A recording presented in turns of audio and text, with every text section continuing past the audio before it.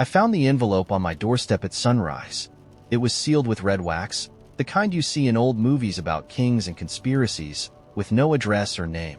Just my door, a little crooked from years of slamming shut too hard, and that envelope sitting like it had always belonged there.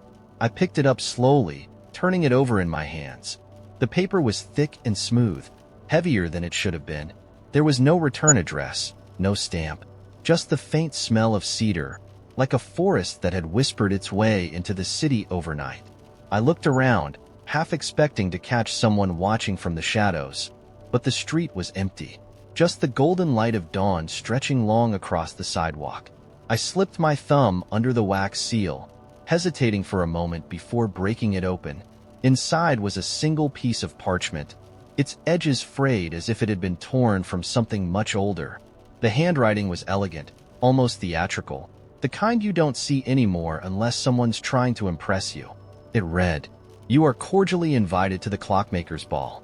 One night only. Sunset. Follow the ticking. No address. No RSVP instructions." Just those words, written like they meant something I was supposed to understand.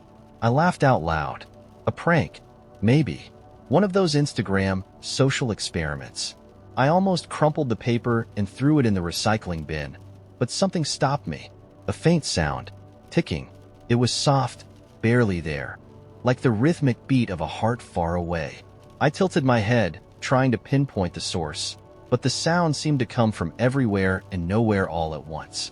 Before I knew it, I was slipping the invitation into my coat pocket and stepping outside, following the faint rhythm down the street. The city felt different that morning.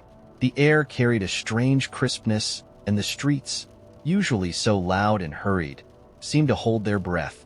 I walked past shops just beginning to open, past joggers and dog walkers, none of whom seemed to notice the quiet ticking that grew louder with every step I took. Eventually, I found myself in front of a building I didn't recognize. It was tucked between two modern office towers, the kind of place you'd swear had never been there before. Its facade was made of dark stone, with a massive iron clock face embedded above the door. The hands weren't moving, but the ticking was deafening now, vibrating through my chest like a second pulse. The door swung open before I could knock. Inside, the air was warm and filled with the smell of oil and wood shavings. The room was circular, the walls lined with gears and cogs of every size, all spinning in perfect harmony. At the center of the room stood a man. He was short, with wiry glasses perched on a nose that seemed too big for his face. His suit was dark and slightly frayed at the cuffs, and his hands were stained with grease. When he smiled, it was the kind of smile you trusted, even though you weren't sure why. "You're early," he said, as if we'd met before. "I think I'm in the wrong place," I replied, though I didn't mean it. "No one's ever in the wrong place," he said, turning back to a massive clock he was tinkering with. "They just haven't figured out why they're here yet." The room hummed with the faint sound of machinery. I noticed then that there were others, people like me, scattered throughout the room. A woman in a red scarf inspecting a shelf of strange pocket watches. A young boy staring wide-eyed at a globe covered in tiny, spinning gears. "What is this place?" I asked. The man didn't look up from his work. "The clockmaker's ball," he said simply. "That's not an answer." He chuckled softly, the sound like the clicking of a winding key. "You'll understand soon enough." Before I could argue, a bell rang out, a deep, resonant chime that seemed to echo through the very fabric of the room. The gears on the walls began to spin faster, their metallic whispers filling the air. The floor beneath us shifted, and suddenly, we weren't in the circular room anymore. We were standing in a grand ballroom, impossibly vast. The ceiling was a dome of glass, revealing a sky filled with stars that seemed far too close, as if we'd been plucked from the earth and set adrift in space. The walls were lined with clocks, each one unique, their hands spinning wildly in all directions. A voice boomed from above, deep and melodious, carrying a weight that felt ancient. "Welcome, travelers of time and choice. The dance begins now." The room erupted into motion. The strangers around me paired off, moving to music I couldn't hear, their steps graceful and deliberate.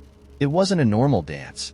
It was a pattern, a rhythm, like the gears of a clock meshing perfectly.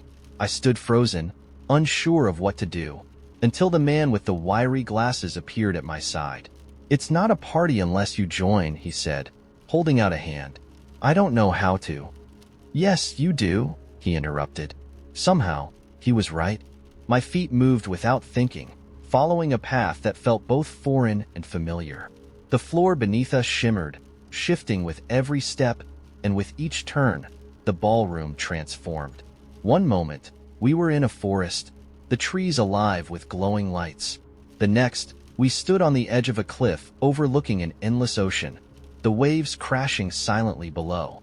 Time itself seemed to twist and bend, the past and future colliding in ways I couldn't comprehend. And then, as suddenly as it began, the music stopped.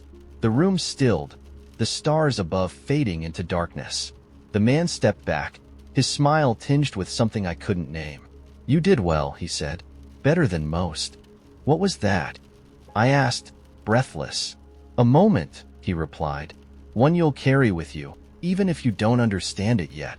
Before I could ask more, the floor beneath me shifted again, and the room dissolved into light.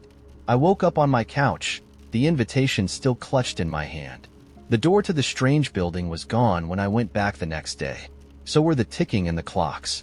But sometimes, late at night, when the world is quiet and the stars feel too close, I hear the faint sound of gears turning, as if the dance is still happening somewhere, just out of reach. Have you ever felt like time itself invited you to step outside of it, if only for a moment? Not the kind that gets thrown out after a move, or used to store random junk, but the kind that had once held something precious. A gift. A promise. I found it on my closet shelf, wedged between an old jacket I hadn't worn in years and a suitcase I only took out for vacations that never seemed to happen. The box was plain, with a scuffed edge and a bent corner, but it felt significant for some reason I couldn't quite explain. I pulled it down and opened it. Inside was nothing but tissue paper, crumpled and yellowed with time, and a small, faded receipt. I hadn't seen this box in over a decade, not since the day I'd first opened it. Back then, it had held something real, something I'd thought would last forever. The receipt was dated, though, May 5th, 2009. A whole lifetime ago, it felt like. The price tag had been too high, and yet I'd paid it without hesitation. I'd kept that promise in my mind for years, the promise of something more, something better, a future I was sure was waiting for me just around the corner. I had invested in it, tucked it away in the box, and sealed it like a time capsule. The thing I had bought wasn't worth anything now. It had come and gone, like so many things in life, used and discarded. But the box remained, and the memory, the hope. I couldn't help it. I pulled the receipt out and unfolded it carefully, like it might crumble if I wasn't gentle. The ink was fading, but the words were still there, for a better tomorrow. For some reason, those words hit me harder than the memory of whatever it was that had been so important all those years ago. For a better tomorrow. It was almost laughable now. Tomorrow never came. It was always out of reach, no matter how hard I tried to stretch toward it. And yet, there I was, staring at the box as if it held the answer to everything that had gone wrong. I had spent so much of my life waiting for that better tomorrow. I had chased it through relationships, through jobs, through vacations and promises I'd made to myself. But the box, this silly empty box, was all that was left of my obsession with tomorrow. Empty tissue paper, faded ink, a thing that once had purpose but now served no function but to collect dust on a forgotten shelf. I closed the box, slowly, and set it aside. It was funny, though, how these little relics of our pasts always have a way of sneaking up on us. How they always remind us that we've been living in the wrong version of our story. We spend so much time thinking about what comes next, what we can buy, what we can do to make everything better, that we forget to live in the now. The thing was, I'd been looking for a better tomorrow for so long that I had forgotten how to appreciate the now. And maybe that's the lesson the box was trying to teach me, if I was willing to listen. Maybe the answer was never about waiting for the right moment or finding the perfect thing. Maybe it was just about understanding that everything I needed was already here. It always had been. I pushed the box back onto the shelf and left the room, not feeling like I had learned some big life-changing lesson, but just a quiet realization. A shift. Not in the kind of, oh my god, I figured it out way, but in the kind of way that makes you realize you don't need to keep chasing things outside yourself. Sometimes, the thing that will make you feel whole isn't something you find. It's something you stop looking for. The next morning, I sat in my kitchen with my coffee, watching the sunlight spill through the window. For the first time in a long while, I wasn't thinking about the past or the future. I wasn't thinking about what I hadn't done or what I still needed to do. I was just sitting, and it was enough. That empty box was still on the shelf. I wasn't sure what I was going to do with it, or if I even needed to. But for the first time in a long time, I didn't feel like it was an unfinished chapter in my story. Maybe it was just a page. Or maybe it wasn't even part of the story at all. Maybe it was just something I had carried with me for far too long. So here's my question for you. What's in your box? What's the thing you've been holding on to, waiting for it to give you the answers, when maybe the only answer is to let it go and live in the now? You don't have to have it all figured out, but sometimes, realizing that the waiting is the thing keeping you from moving forward, that's the start of something real. Not the kind you use to secure a bike or keep nosy neighbors out of your shed. This was an antique lock, heavy and cold, with an ornate brass design that made it look like it belonged on the door to a secret garden. I found it in the junk drawer while searching for a pair of scissors, buried under rubber bands and dried-out pins. I couldn't remember where it came from or why I'd kept it, but there it was, solid and strange, with no key in sight. I turned it over in my hands, tracing the intricate pattern etched into its surface, a swirl of leaves and vines so delicate it almost felt alive. The keyhole stared back at me, a tiny, dark mouth, daring me to unlock it. It's funny how a simple object can pull you in, isn't it? I wasn't planning on solving any mysteries that afternoon. I wasn't planning on anything, really, except maybe eating leftovers and doom-scrolling until bedtime. But suddenly, I was obsessed. I had to know where the lock had come from, what it had been meant to protect, and, most importantly, where the key was. The rest of the junk drawer offered no clues, just a pile of mismatched batteries and a single birthday candle that had melted into an unrecognizable blob. So I started searching the apartment. I tore through old boxes, opened every drawer, and even checked the pockets of coats I hadn't worn in years. No key, but in the process, I found something else, a map. Not a real map, mind you. It was more of a mental one, unfolding as I dug through the forgotten corners of my life. Every box, every shelf, every dusty, neglected corner seemed to hold a piece of who I used to be. There were postcards from a trip I'd taken with friends who no longer called, a shoebox full of photographs where I was smiling next to people whose names I couldn't quite remember, and a scarf my grandmother had knitted me that still smelled faintly of lavender. The deeper I searched, the more I realized how much of my life I had tucked away and forgotten.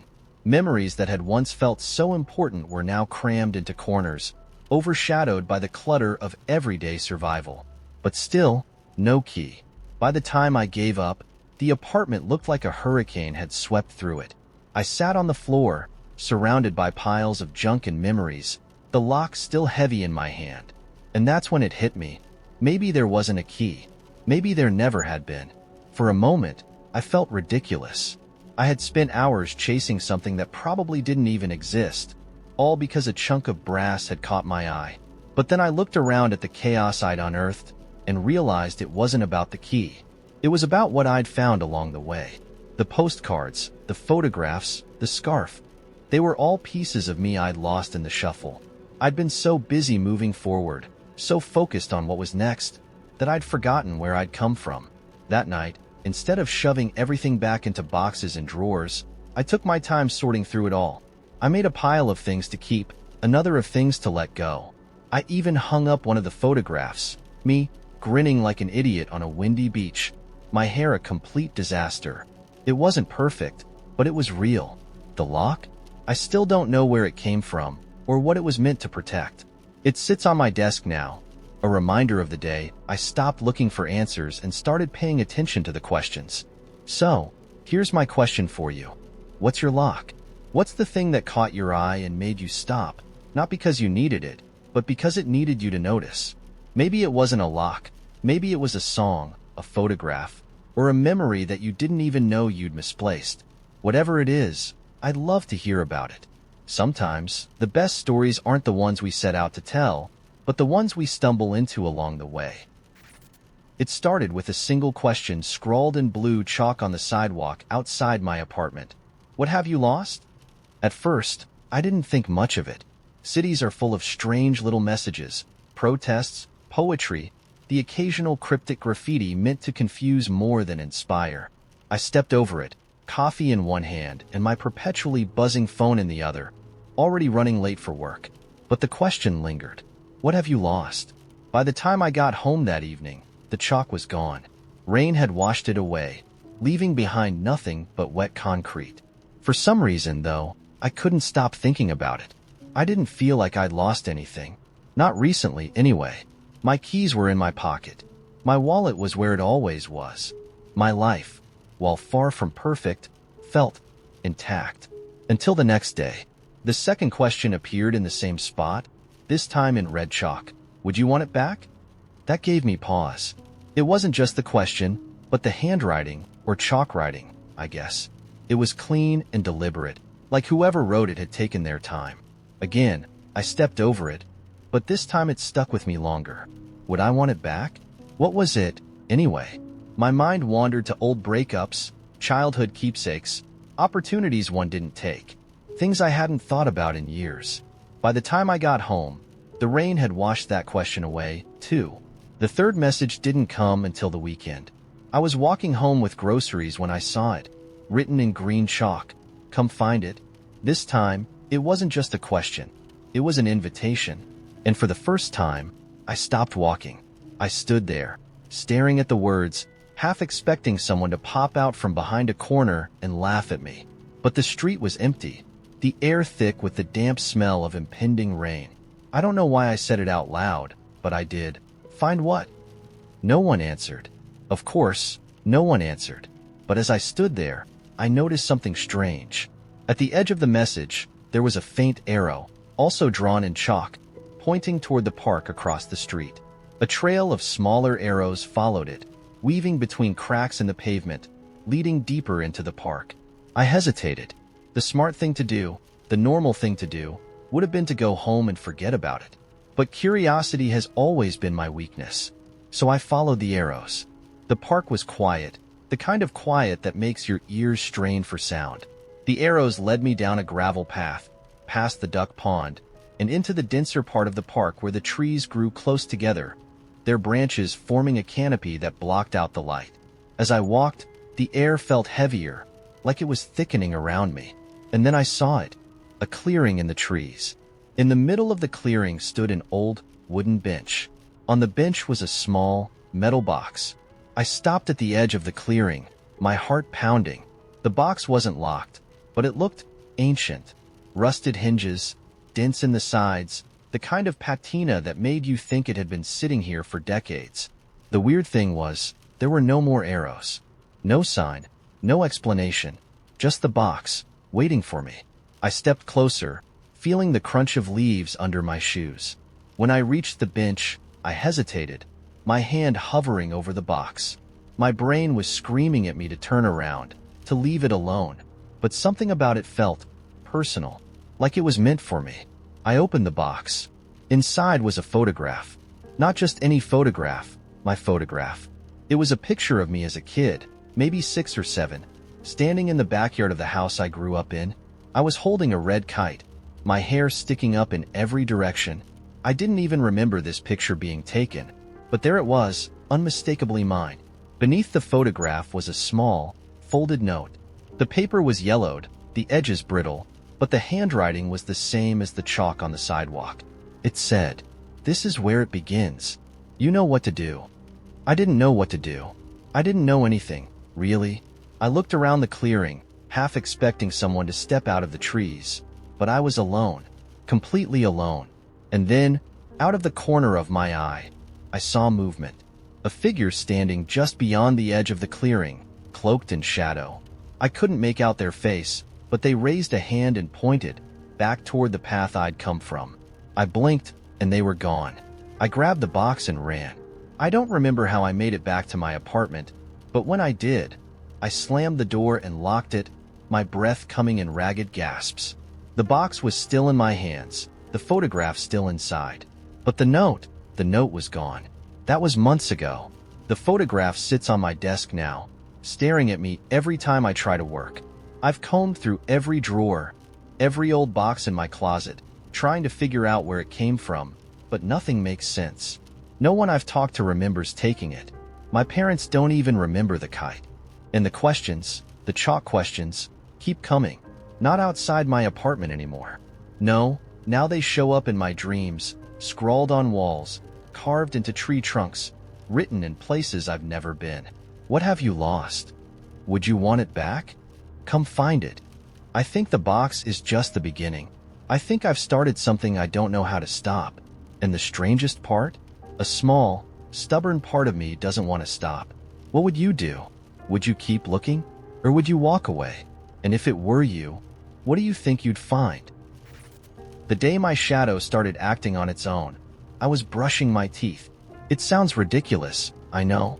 One of those dumb horror stories you tell kids around a campfire. But I swear to you, it started right there in my bathroom. I was staring into the mirror, absent-mindedly scrubbing my teeth, when I noticed it. My shadow wasn't mimicking me. My hand moved in lazy circles, but in the corner of my eye, my shadow hand stayed still. I froze. For a long second, I thought I was imagining it. Maybe it was a trick of the light, a result of that stupid flickering bulb I'd been meaning to replace. But then it happened again. My shadow's head turned toward me, even though I hadn't moved. It stared at me. At least, I think it did. Shadows don't have faces, but I swear I could feel its gaze, heavy and unblinking. I told myself it was nothing, just a trick of the light, a reflection of a reflection. I finished brushing, went to bed, and didn't think about it again. Until the next morning, when I woke up, the shadow was already moving. I hadn't even opened my eyes all the way, but I could see it out of the corner of my vision, stretching, shifting, bending in ways no shadow should. It wasn't following the contours of my body or the light in the room. It moved like it was alive. I sat up, my heart pounding, and it froze. For a moment, it snapped back into place, perfectly mirroring me like a shadow should. I shook my head and muttered something about needing more sleep. Maybe I'd been dreaming, I thought. Maybe my mind was playing tricks on me. I got dressed, had breakfast, and headed out the door. But the shadow came with me. At first, it was subtle. The shadow's hands would hang lower than mine, its head tilted at an unnatural angle. It started walking half a second behind me, like it was dragging itself forward reluctantly. By the time I reached the coffee shop, my nerves were shot. I stood in line, gripping my phone, and tried not to look down at the dark smear on the floor. "Large coffee, please," I told the barista. Sure," she said, her voice wavering.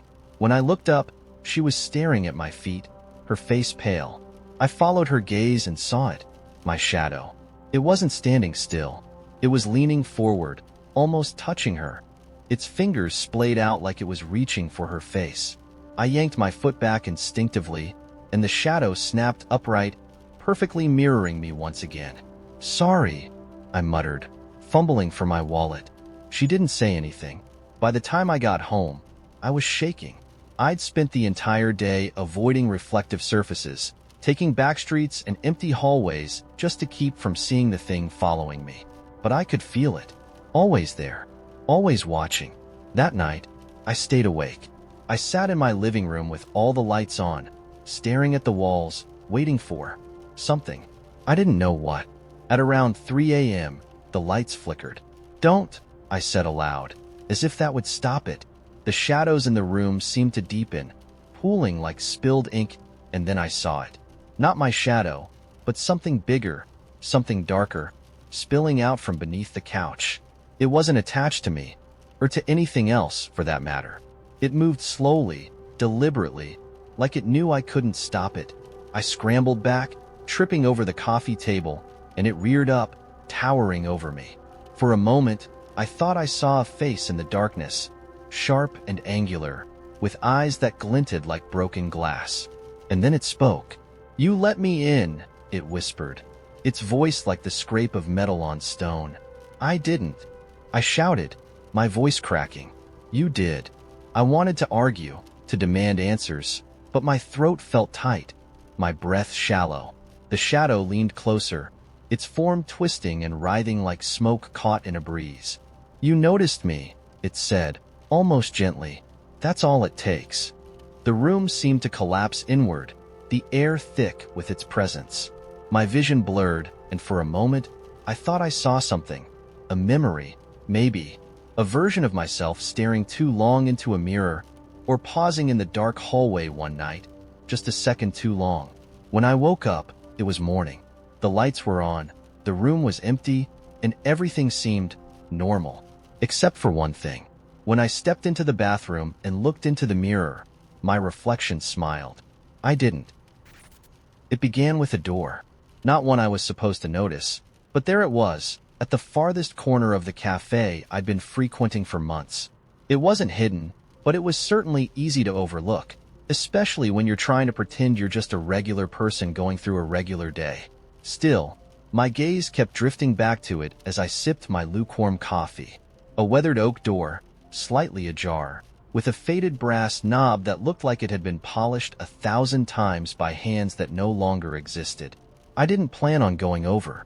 In fact, I tried to ignore it at first, focused on the small world I'd created around my table. The stale muffin I nibbled at, the half-completed crossword puzzle, the soft murmur of conversations. But every time I looked up, there it was. And there was something about the door. Its silence, the sense of invitation it offered, even though it was completely out of place in a bustling cafe.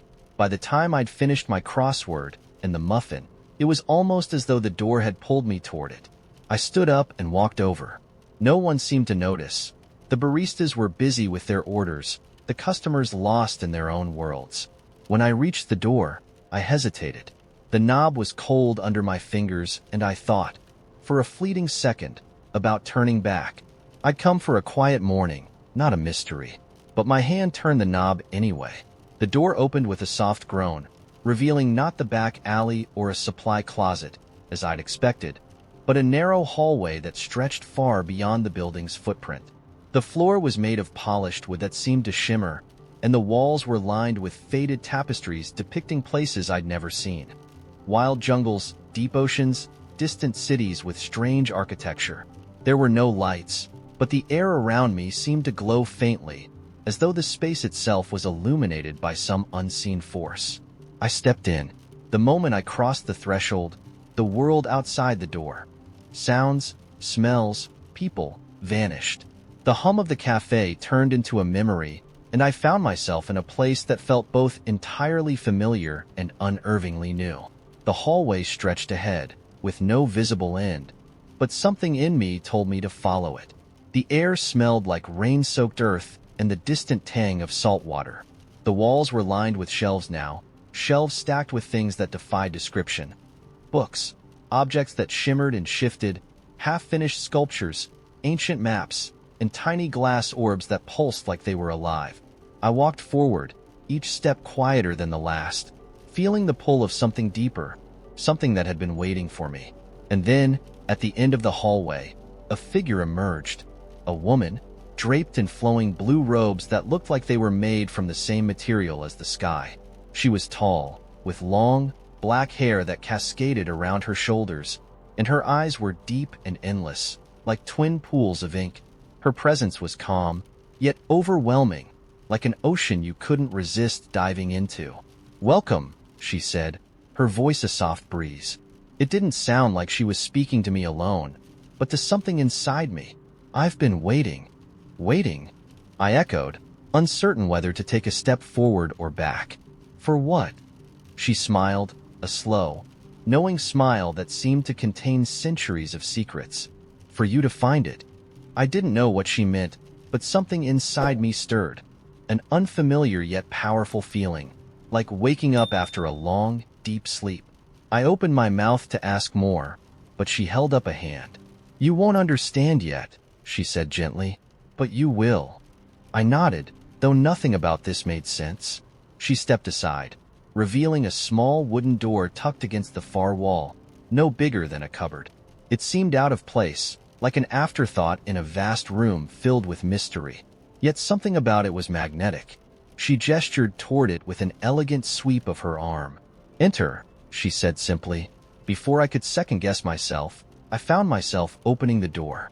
And what I found on the other side stopped my heart. It wasn't a room. It was a view, a vast, rolling landscape that stretched out beneath an impossibly golden sky. There was a sea of grass waving in the wind, the blades almost luminous, and beyond that, jagged mountains that seemed to scrape the horizon. And there, in the distance, was a small house. No, a hut, made of stone, with smoke curling from the chimney. "You've seen this place before," the woman's voice echoed behind me. "Though you've forgotten." I didn't understand, but something inside me knew. The landscape felt like it belonged to me, like it was mine. A place I had visited once, long ago, and had somehow lost track of. I stepped forward, drawn by an invisible thread. "Where am I?" I asked quietly, not sure if I wanted an answer, or if I was even ready for one. "This is where everything you've been looking for has always lived," the woman said, her voice soft but resolute. "The door you opened, the world you stepped into, is not a place. It's a part of you, a fragment of who you are, who you were, who you've forgotten." The pieces clicked into place then. The inexplicable pull, the feeling of having forgotten something vital, the sense that I was meant to find this place. I had lost touch with something in myself, a memory, a dream, a piece of my own story. And now, somehow, I was here to reclaim it. "Why now?" I whispered. "Why show me this?" She stepped closer, her gaze steady and deep. "Because you've been searching for it, without even knowing. And now, you're ready to remember." I turned back to the door, the golden landscape still stretching before me. The house beckoned, but something held me back. My hands trembled slightly, and I looked at the woman, my heart full of questions I couldn't fully express. "You have to go back," she said gently. "But when you do, you'll carry a piece of this with you." I nodded, not sure if I wanted to go back or if I was ready to leave. But before I could say anything more, the hallway around me seemed to shift, the walls vibrating with an energy I couldn't explain. The soft glow around me dimmed, and I found myself standing back in the café, the door to the hallway already closed behind me. The air felt heavier now, thicker, as though it had absorbed the weight of 1,000 unspoken words. I was back in the same place, but everything had changed. The bustling café, the baristas, the clinking of coffee cups, all felt strangely muted, as if I was seeing it through a new lens. I looked at the door. It was gone, but something lingered.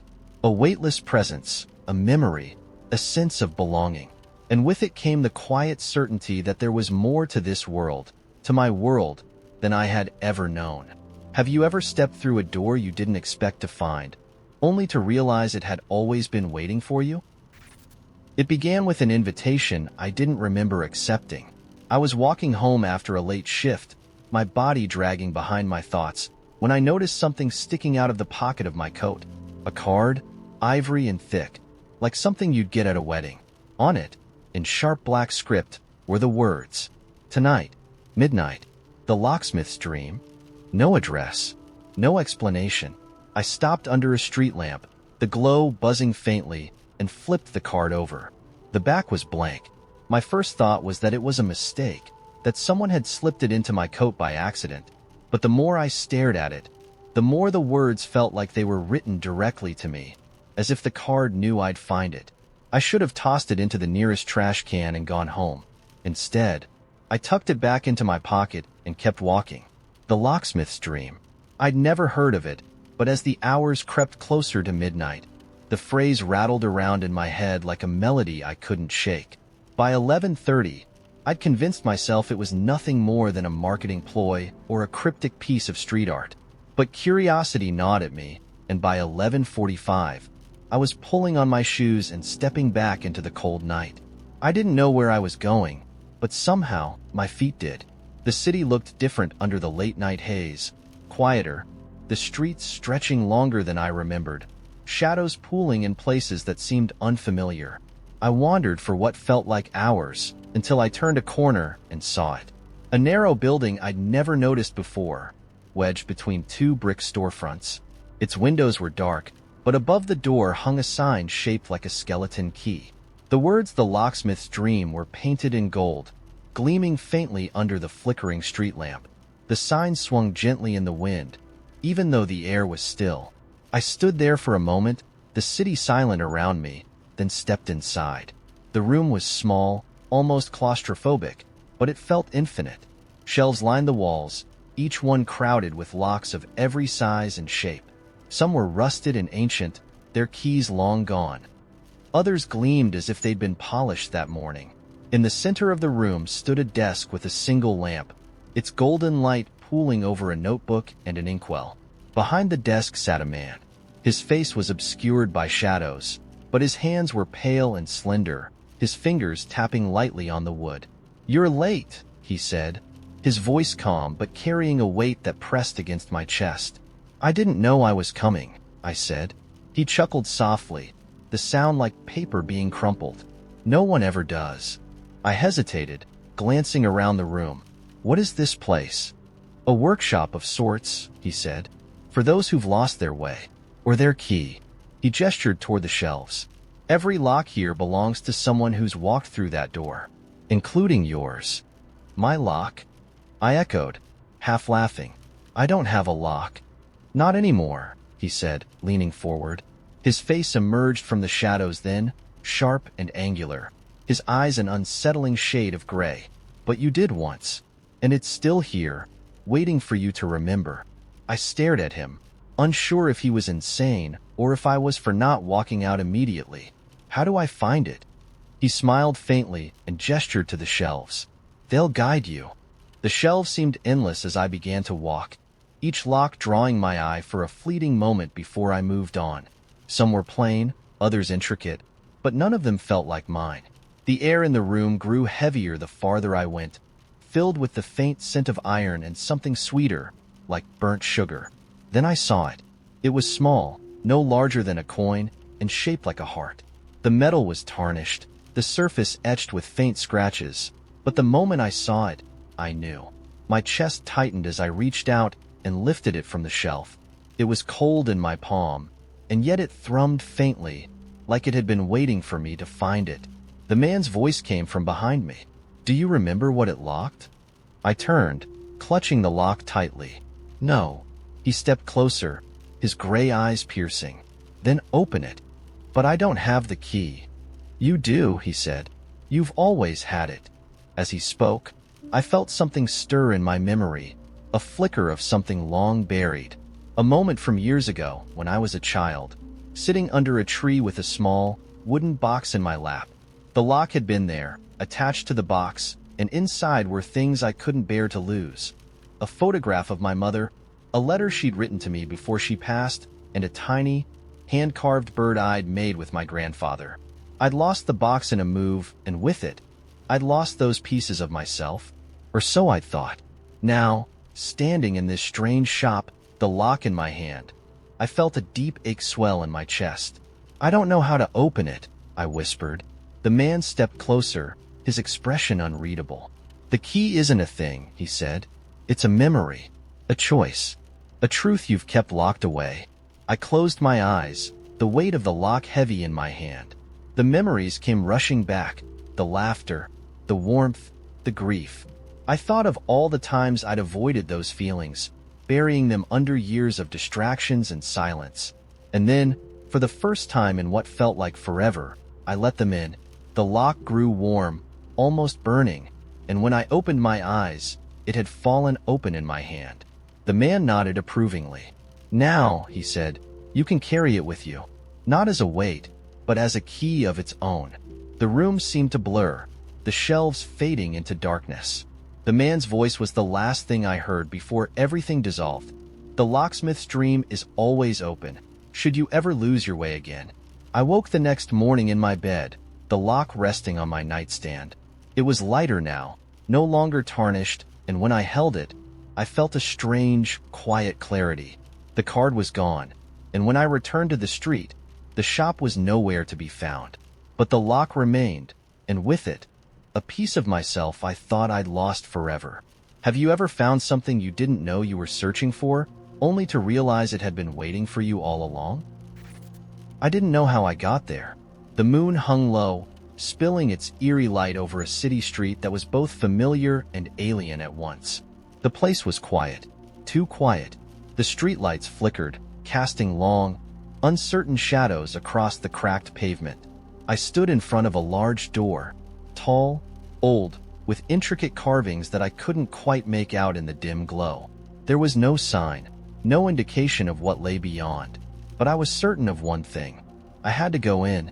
My heart raced, thumping loudly in my chest as if it knew something I didn't. It had been years since I had found myself in a situation like this, where every instinct told me to turn around, to run. But my feet were rooted to the ground, my mind strangely calm. There was a pull, something invisible yet undeniable, drawing me forward. I knocked. Once, twice. The sound echoed down the street, swallowed up by the emptiness that surrounded me. The door creaked open. A sliver of warm light spilled out, bathing the dark street in a soft glow. A figure stood in the doorway, silhouetted by the light behind them. "You've come," the figure said. It wasn't a question, but a statement. They spoke with a quiet certainty, as though my arrival had been inevitable. I didn't know how to answer. My throat was dry, my thoughts scattered like leaves in the wind. But somehow, I found myself stepping inside, crossing the threshold as if I had been here 1,000 times before. The room beyond the door was unlike anything I had ever seen. It wasn't a typical room. It was more like a space caught between worlds, a place where the laws of time and reality bent and twisted in impossible ways. The walls were lined with shelves that reached up to the high, vaulted ceiling, filled with objects I couldn't quite identify. Strange books, delicate glass orbs, faded maps that seemed to shift when I wasn't looking directly at them. At the far end of the room, a fire crackled in a hearth, casting dancing shadows across the stone floor. And standing before it, watching me intently, was the figure. Their features were obscured by the dim light, but their presence was undeniable. They exuded an aura of calm power, like a mountain that had stood for centuries, untouched by time. "You've been looking for something," the figure said, their voice rich and deep, like it had been forged in the very core of the earth. "What is it you seek?" I opened my mouth, but no words came out. How could I explain something I didn't fully understand myself? All I knew was that I had been searching for something elusive that always slipped through my fingers just when I thought I had found it. I started, but my voice faltered. I didn't have an answer. The figure tilted their head, as if considering me. "It's all right. The question is not what you seek, but whether you are ready to find it." A heavy silence settled between us. The air felt charged, alive, as if the room itself was holding its breath, waiting for something. Finally, the figure stepped aside, gesturing for me to move further into the room. "You can leave whenever you wish, but know that if you stay, you will be bound to the truth you seek. You will be forced to confront the very thing that has eluded you." My heart skipped a beat. The truth? Was I ready for it? Did I even want it? "Choose wisely," the figure said. "Once you step further, there is no going back." I took a step forward, my legs trembling slightly. My instincts screamed at me to leave, but something deeper, something I couldn't explain, pulled me onward. As I crossed the threshold into the next part of the room, the air shifted, growing colder. I could feel it, the weight of the decision I had just made. It was no longer a question of curiosity, but of fate. The shelves began to glow faintly, casting an otherworldly light across the room. The objects on them, those strange, twisted artifacts, moved ever so slightly, as though they were aware of my presence. I reached out, my hand brushing against one of the orbs. The moment my fingers made contact, the entire room seemed to vibrate with energy, and a vision flashed before my eyes. It was a memory, a scene from my past, but not a memory I recognized. I saw myself, sitting in a dimly lit room, a figure across from me, someone I had known, but whose face was obscured by shadow. They were speaking to me, but their words were muffled, like they were underwater. The scene shifted, and suddenly, I was standing in front of a window, looking out at a city I didn't recognize. The skyline was jagged and unfamiliar, the streets twisted into impossible shapes. The air was thick with smoke, and there was a sense of destruction, as if the world was on the verge of collapse. And then, I saw it. A door. Exactly like the one I had just entered through. But this time, it was open. An invitation. A choice. The vision faded as quickly as it had come, leaving me breathless, my mind reeling. "You've seen it." The figure's voice broke through the haze. "Now you understand." I turned to face them, my heart pounding in my chest. "What was that? What does it mean?" The figure simply smiled.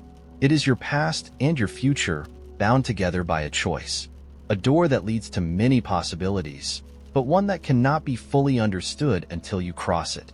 Do you understand now?" I stood there, trembling, as the weight of their words settled over me like a shroud.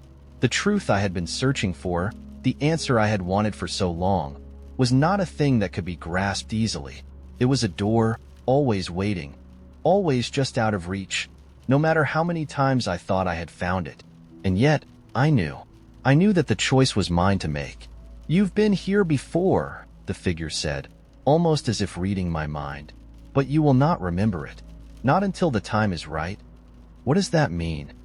I asked, my voice barely above a whisper. "The truth is a cycle," they replied. "It is always there, waiting for you to return, to seek it again. And when you do, it will be waiting. Always." I felt a pull, a beckoning, a compulsion to step forward, to embrace the unknown, to face whatever truth awaited me behind the door. With one final glance at the figure, I turned toward the door, knowing that I was not just crossing into another room. I was stepping into a new reality, a new chapter of my life. And there was no going back. The door closed softly behind me, and the world shifted again. This time, I was ready. The first thing you need to know is that the bus wasn't supposed to stop. It was 11:47 p.m., and I was the only one waiting at the broken-down stop on Clementine and 9th. The timetable bolted to the pole was so weathered the times were unreadable, but the app had told me the last bus came at 11:15. It wasn't running late. It was gone. I'd resigned myself to walking when the headlights appeared, piercing through the mist like two steady moons. The bus rumbled toward me, its engine low and gravelly, its exterior dull and matte like an old photograph. The destination marquee above the windshield read only one word: Memento. That wasn't a route. Not in this city, anyway. But it stopped. Its brakes exhaled a long, tired sigh, and the door folded open, revealing a dimly lit interior. For a moment, I just stood there, my instincts buzzing like static. I should have walked away. I could have walked away, but I didn't. The driver was an older woman with silver hair coiled tightly into a bun. Her uniform was crisp but nondescript, the kind of thing you'd see in 100 different transit systems.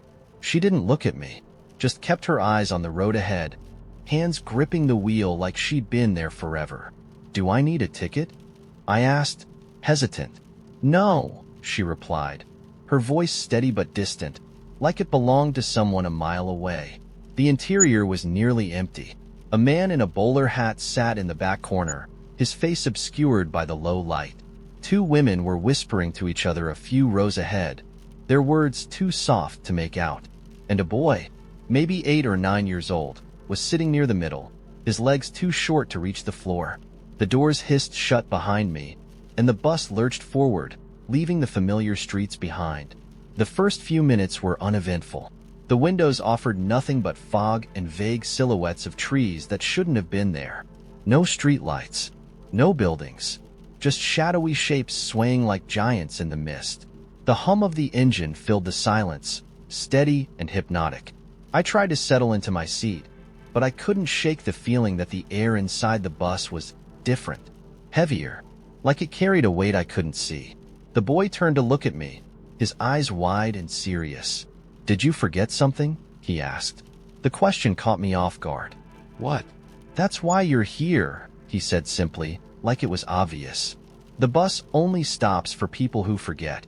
Before I could respond, the bus slowed, and the lights flickered. Outside the window, The mist parted just enough to reveal a small, overgrown playground. Rusted swings creaked in the still air, and the skeletal frame of a merry-go-round sat half-buried in the dirt. No one moved to get off, but the bus idled there for what felt like an eternity. When it started moving again, I noticed the man in the bowler hat was gone. "Where did—" I began, but the boy interrupted. "They only needed the playground," he said, as though it explained everything. I tried to make sense of his words, but the bus shuddered again, and the fog outside grew darker, thicker. The lights dimmed further, and I could barely see the women in the rows ahead. Their whispers turned into soft laughter, but there was no joy in it, just an edge of something that made my stomach twist. I leaned forward. "What is this place?" The boy tilted his head, studying me. "You'll see." The bus stopped again. This time, it was in front of a house, a modest two-story with chipped paint and sagging gutters. The porch light was on, casting a warm glow over the steps, and for a moment, I thought I saw someone standing at the window, their silhouette barely visible behind the curtains. The whispers stopped. One of the women stood, her face unreadable, and stepped off the bus without hesitation. She didn't look back. The door closed, and the bus rolled forward. The boy's gaze remained fixed on me. "It's different for everyone," he said. "What is?" I asked, my voice shaking now. "Where you get off." I laughed nervously. "I'm not getting off. I didn't mean to get on in the first place." The boy's expression didn't change. "You wouldn't be here if you didn't belong." I turned to the driver, desperate for answers. "Where is this bus going?" She didn't respond, her eyes locked on the road. The hum of the engine deepened, vibrating through the floor. I looked back at the boy, but he was gone. His seat was empty, as if he'd never been there at all. Panic swelled in my chest. I stood, gripping the nearest pole for balance. "Stop the bus!" I shouted. "Let me off."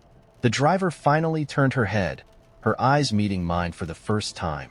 They weren't cruel, but they were heavy, full of knowledge I didn't want.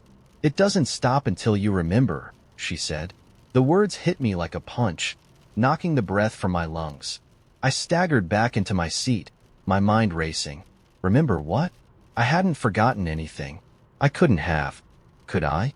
The windows began to glow faintly, and I turned to look outside. This time, the fog had cleared entirely, revealing a place I knew too well. A narrow dirt road lined with wildflowers, leading to a crumbling old barn. I hadn't seen it in years, but the sight of it brought a lump to my throat. My chest tightened.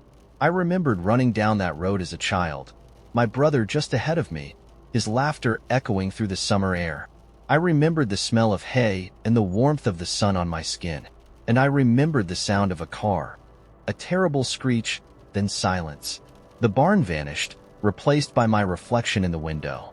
My face was pale, my eyes wide with something between grief and understanding. The bus slowed one last time, its brakes groaning as it came to a stop. The door opened, and I felt the weight of the driver's gaze on me. "It's your stop," she said. I didn't move at first. My hands gripped the edge of the seat, trembling. But deep down, I knew she was right. I stood on unsteady legs and stepped toward the door. The air outside was cool and sweet, carrying the scent of wildflowers. I turned back, but the bus was already gone. I don't know how long I stood there, staring at the empty road, but I do know one thing. I hadn't just remembered the past. I'd found it, and for the first time in years, I felt whole. Have you ever been somewhere you didn't expect, only to realize it was exactly where you needed to be? It started with a sock. Specifically, one lonely sock I found sitting on top of the dryer in my building's shared laundry room. It wasn't mine, but I stared at it for a long time, as though its owner might materialize from thin air and explain how it got there. The sock was gray, with little yellow stripes near the top, and somehow, it felt like it carried a story. Was it left behind in a hurry? Did its partner disappear into the shadowy abyss of the dryer, that lawless place where socks go to become legends? Or had the sock been abandoned intentionally, like some tiny, fabric metaphor for modern life, where even something as simple as laundry can feel strangely overwhelming? I didn't move the sock. Instead, I left it where it was, perched on the metal surface like a symbol of something I couldn't quite articulate, and I went back upstairs to my apartment. But for the rest of the day, the sock lingered in my mind. I couldn't help but think about how modern life feels like a series of lost socks, small, mundane moments that don't seem to mean much until you stop to really notice them. Like how you wake up in the morning, groggily make coffee, and then forget to actually drink it because you've already moved on to checking emails, scrolling through your phone, or responding to texts. The coffee goes cold, untouched, sitting there like the sock on the dryer, a little abandoned piece of your day. I wonder if we've always been this way, distracted, hurried, trying to do too many things at once, or if it's something new. It feels new. It feels like our lives have turned into these endless loops of productivity where every second has to be accounted for. Even leisure has become a task. You can't just watch a show anymore. You have to binge it. You can't just go for a walk. You need to track your steps. You can't just exist. You have to exist better. And maybe that's why the sock felt so poignant. Sitting there without purpose, defying productivity. It wasn't doing anything, and that made it feel rebellious. Later that week, I walked into a café to order a coffee, and something about the entire scene struck me as absurd. The barista was wearing one of those headsets that connect to the register, like they were managing a mission to Mars instead of pouring lattes. The guy in front of me was on his phone, scrolling with one hand while holding a tiny, designer dog under his other arm. Behind him, a couple sat at a table, not talking, just staring at their respective screens. Meanwhile, I stood there, suddenly hyper-aware of how weird it all was. How we've turned the simple act of getting coffee into this hyper-connected, multitasking circus. When it was my turn to order, I asked for a plain black coffee, which seemed to mildly shock the barista. No oat milk? No vanilla? Just black? She repeated, as though I had requested something exotic and vaguely threatening. Just black, I said, and for some reason, that moment felt like a tiny rebellion too. I took my coffee and sat down by the window, and for once, I didn't pull out my phone. I just sat there and watched people go by. A woman walking a dog stopped to tie her shoe. A guy on a bike sped past, balancing a pizza box on one hand. A kid dropped their ice cream cone, and for a moment, their face crumpled in despair before their parent handed over their own cone as a replacement. It was all so ordinary, and yet, it felt incredible to witness. I don't know why. Maybe because I hadn't really noticed things like that in a long time. By the time I finished my coffee, I felt oddly lighter, as if I'd done something significant by simply sitting still and letting the world exist around me. It made me think about how much of life we miss when we're constantly rushing to the next thing. How many socks we leave behind on metaphorical dryers because we're too busy moving forward to look back. When I got home, I went back to the laundry room. The sock was still there, just as I'd left it. But this time, I picked it up. I didn't know what I was going to do with it, but I didn't want to leave it behind again. Maybe that's what I've been trying to learn, how to stop leaving things behind. Not just socks, but little moments of stillness, little pieces of time that don't need to be optimized or improved. I brought the sock back to my apartment and put it in a drawer, next to a few odd socks of my own. It's still there now, folded neatly, a tiny reminder to slow down. I don't know whose it was or how it ended up in the laundry room, but it's mine now. And that feels like enough of a story. What's your lost sock moment? What's something small and unremarkable that you noticed recently but couldn't stop thinking about? Tell me. I'll read it. No multitasking, no distractions. Just me paying attention. The invitation wasn't verbal. It arrived in the form of a crumpled map, slipped under my apartment door in the middle of the night. I didn't know who had left it or how they'd gotten into the building, but I had my suspicions. One person came to mind immediately, the one who always seemed half a step ahead of me in ways I couldn't explain. The one who had this uncanny ability to blur the line between charm and chaos. The map wasn't detailed, just a city outline and an X scrawled over an area I recognized vaguely as the abandoned train station on the edge of town. Beneath the map, a note in that same messy scrawl. Midnight. Don't forget your sense of adventure. I didn't even think about not going. When I arrived, the station looked just as I remembered from years ago. Tired and forgotten, like something from a ghost story. Its once grand arches were covered in graffiti, and ivy had begun to claim the cracks in the stone. The air smelled of rust and rain, and somewhere nearby, the hum of the city felt far away, muted. Right on time came a voice from the shadows, low and familiar. He stepped out from behind one of the massive columns, a flashlight in one hand, a duffel bag in the other. He was wearing that same beat-up leather jacket I always teased him about, the one that seemed to have lived more lives than either of us. "You're insane. You know that?" I said, folding the map and tucking it into my pocket. He grinned, a crooked thing that was impossible not to return. Insanity's just curiosity turned up a notch. "You ready?" "For what?" "You'll see." That's how it always was with him. Questions answered with more questions, and yet I never minded. He gestured for me to follow him as he walked toward one of the old, rusted train cars still sitting on the tracks. "This place isn't safe, you know," I said, stepping carefully over a patch of broken glass. "Define safe," he replied without looking back. We climbed into the train car, and I was hit with a strange mix of smells: dust, oil, the faint metallic tang of rain-soaked steel. Inside, he pulled a few things from his duffel bag: a thermos, 2 metal mugs, and a box of what looked like sparklers. "Sparklers?" I asked, raising an eyebrow. He shrugged, pouring steaming liquid from the thermos into one of the mugs. "Why not? The night needs a little light." I sat across from him on one of the old benches, the cracked leather cold beneath me. He handed me a mug, and I realized it was hot chocolate, rich and thick, the kind that clings to the edges of the cup. "Okay, now you're just showing off," I said, taking a sip. "You deserve a little magic," he said casually, but there was something in his tone that made me pause. He reached for the sparklers, pulling out one and lighting it with a small, windproof lighter. The sparkler came to life, casting the train car in bursts of golden light. He held it up between us, the sparks dancing and crackling in the dark. "I've been thinking," he said, his voice quieter now, almost contemplative. "Most people live their lives like train schedules, perfectly planned, always on time, never leaving the tracks. And you're more of a runaway locomotive?"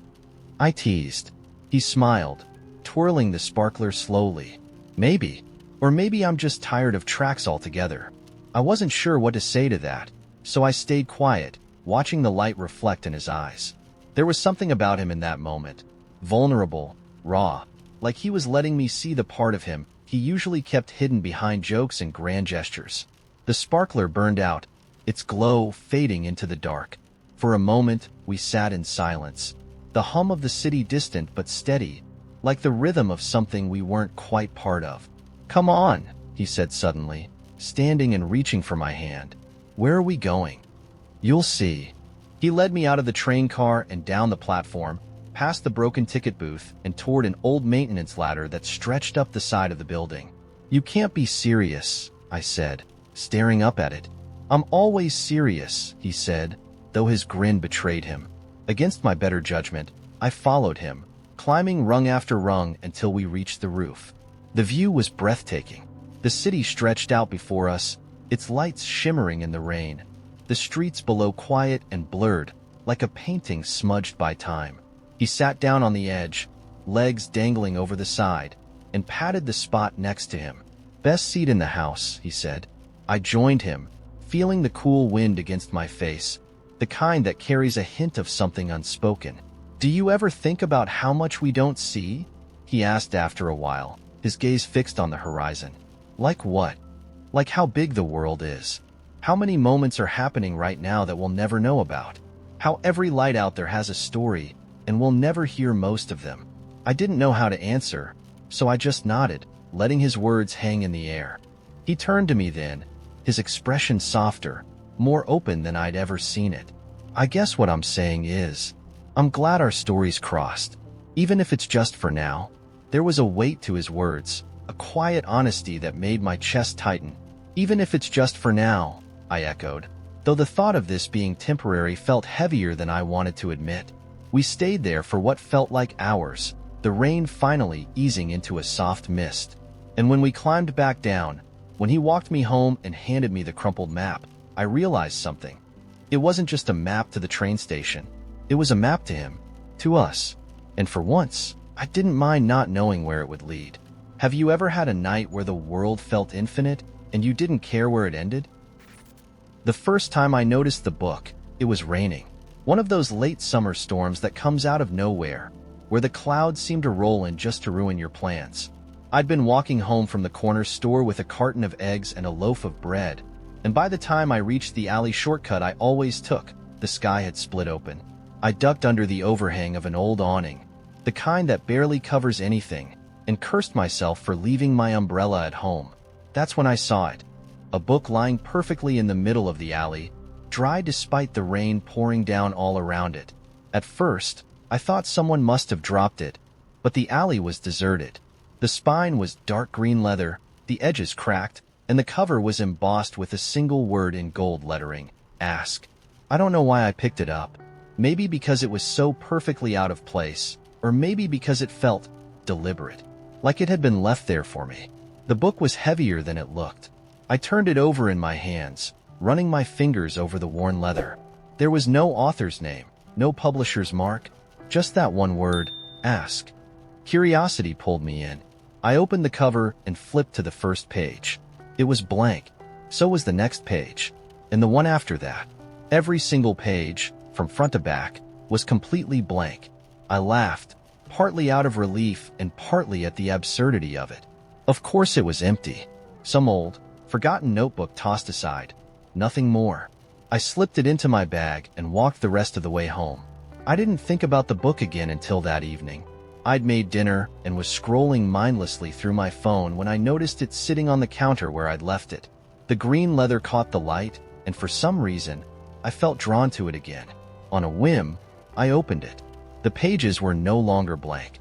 A single line of text had appeared in neat, looping script. What do you want to know?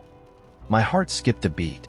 I closed the book and stared at it, half expecting it to burst into flames or something equally dramatic. But nothing happened. It just sat there, ordinary and quiet. After a minute, I laughed at myself. It was probably some old novelty journal with disappearing ink or something. Still, the question lingered. What do you want to know? So I picked up a pen and, feeling ridiculous, wrote beneath the question, Who left you in the alley? The ink sank into the paper, and for a moment, nothing happened. Then, slowly, new words appeared, written in the same looping script as before. You're not ready to know that. I dropped the pen. I closed the book and pushed it to the far corner of the counter, heart pounding. My rational brain told me it was some kind of prank. But how? And why? That night, I barely slept. The book stayed where I'd left it, but it felt alive, like it was waiting. The next day, I couldn't resist. I opened it again, and just like before, the question stared up at me. What do you want to know? This time, I hesitated. Then I wrote, What will happen tomorrow? The answer appeared almost immediately. You will lose something important. A chill ran down my spine. I didn't know what to make of it, but I couldn't shake the feeling that the book wasn't lying. The next day, I woke up to a flurry of missed calls and texts. My job, the one I'd been at for 5 years, the one I thought was stable, had just been eliminated in a round of layoffs. I sat there staring at the screen, the weight of the words I'd read the night before pressing down on me. I should have been angry or sad, but all I could think about was the book. Over the next week, I tried to forget about it, but it was impossible. The questions kept swirling in my head, and the book sat on my desk, taunting me. Finally, I gave in. What are you? I wrote. The response came slower this time, as if the book was deciding how much to tell me. I am a mirror. I show what you seek, but not always what you want. I didn't write anything else that night. Over the following weeks, the book became a kind of obsession. Every question I asked, it answered. Sometimes the answers were vague, cryptic. Other times, they were terrifyingly specific. I asked about the past, the future, the secrets of people I thought I knew. And every time, the book delivered. But the answers started to weigh on me. They weren't always what I wanted to hear, and some of them felt like they were changing me, like the knowledge itself was a curse. The final straw came when I wrote, What happens if I stop asking? For the first time, the book didn't respond right away. The words appeared slowly, one deliberate letter at a time. If you stop asking, you will forget. If you keep asking, you will lose yourself. I stared at the words until they blurred together.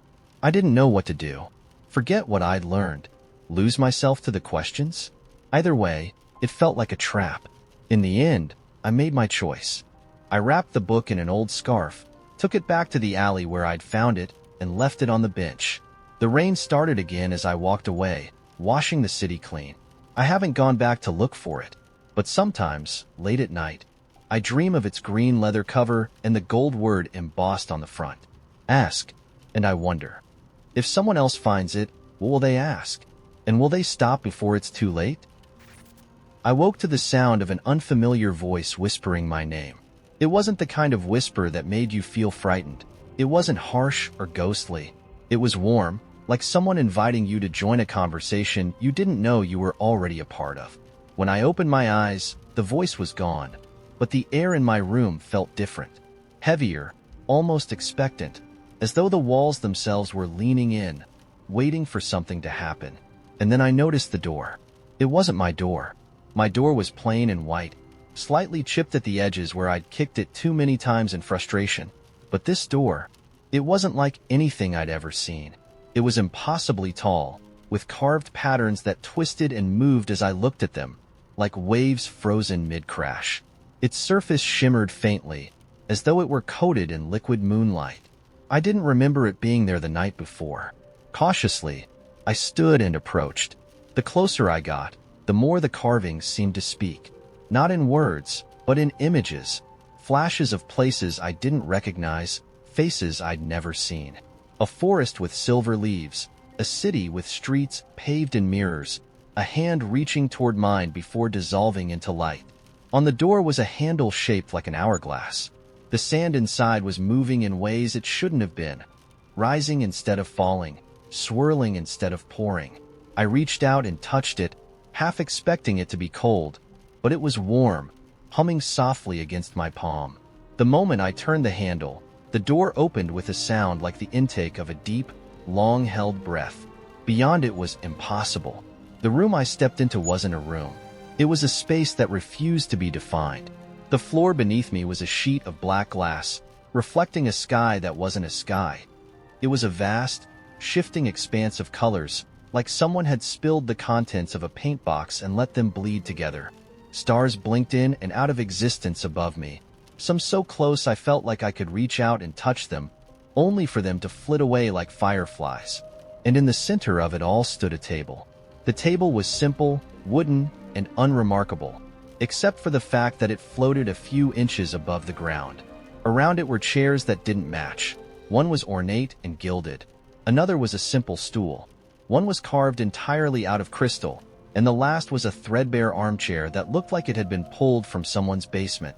On the table was a deck of cards. "Take a seat," said the voice. I turned sharply, searching for the source, but there was no one there. Just the endless expanse and the faint, melodic hum that seemed to come from everywhere and nowhere at once. "Who's there?" I asked, my voice sounding small in the vastness. "You already know," the voice replied, gentle and unhurried. "Take a seat." Hesitantly, I approached the table and sat in the armchair. It sighed as I sank into it, as though it were relieved to have someone to hold again. The cards on the table shuffled themselves, the edges glinting like they were edged with starlight.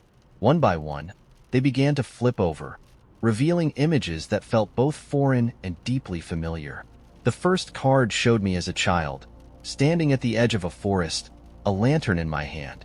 The trees were impossibly tall, their branches woven together to form an intricate canopy of light. The second card showed me older, sitting at a desk piled high with books, scribbling frantically onto a piece of paper. The words I was writing shimmered, lifting off the page and into the air, where they twisted into shapes I couldn't quite make out. The third card was blank. "That one's yours to write," the voice said. "Mine to write?" I echoed, staring at the empty card.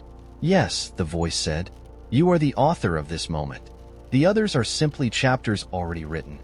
I frowned, looking back at the first two cards. "So, what is this? My past?" "Not quite," the voice replied. These are the echoes of who you've been and who you might become. But the last card, that one is always blank, because you haven't made it yet. I reached out to touch the blank card, but the moment my fingers brushed its surface, the scene around me shifted. I was no longer sitting at the table. I was standing in the middle of a bustling market, the air alive with sound and color. Stalls lined the streets, selling objects that defied explanation.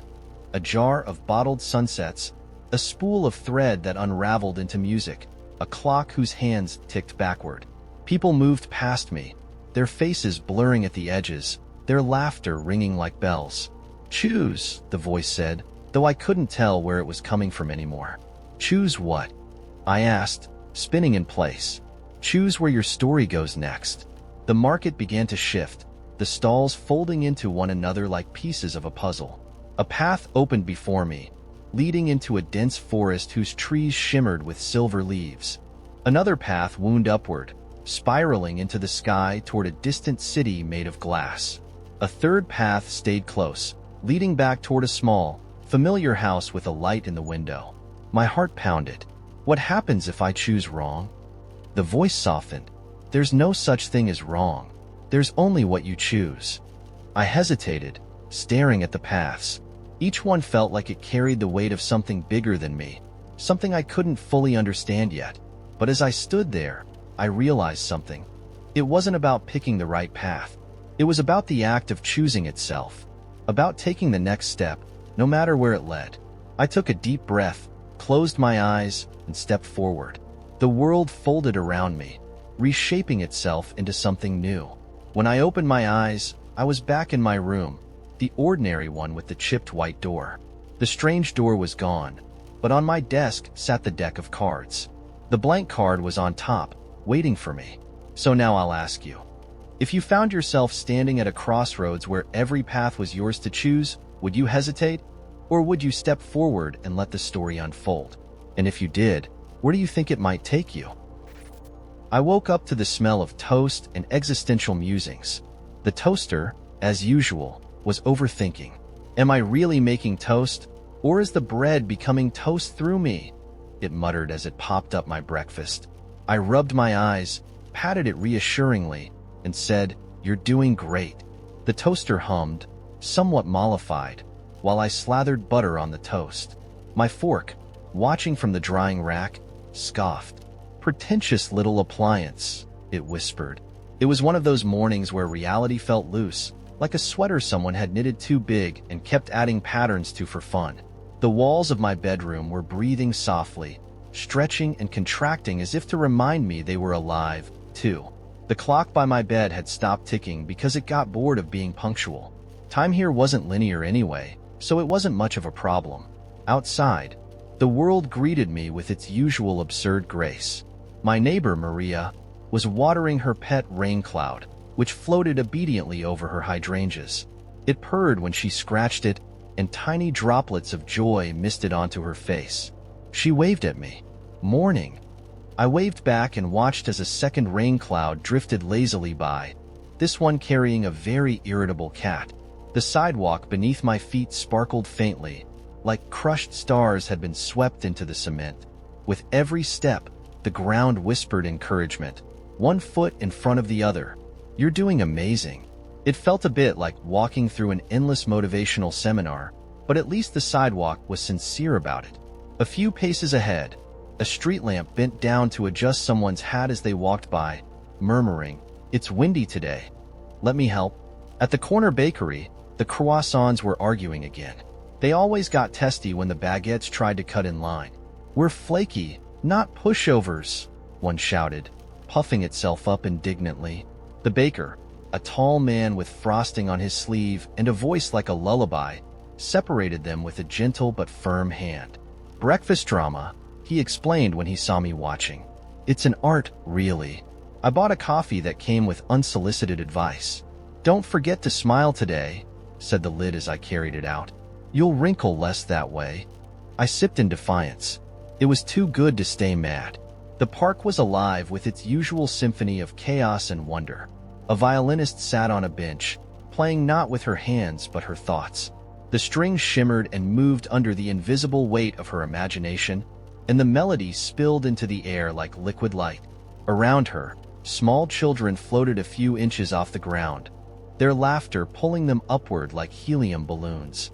I nearly tripped over a turtle wearing roller skates, muttering under its breath about the inefficiency of evolution.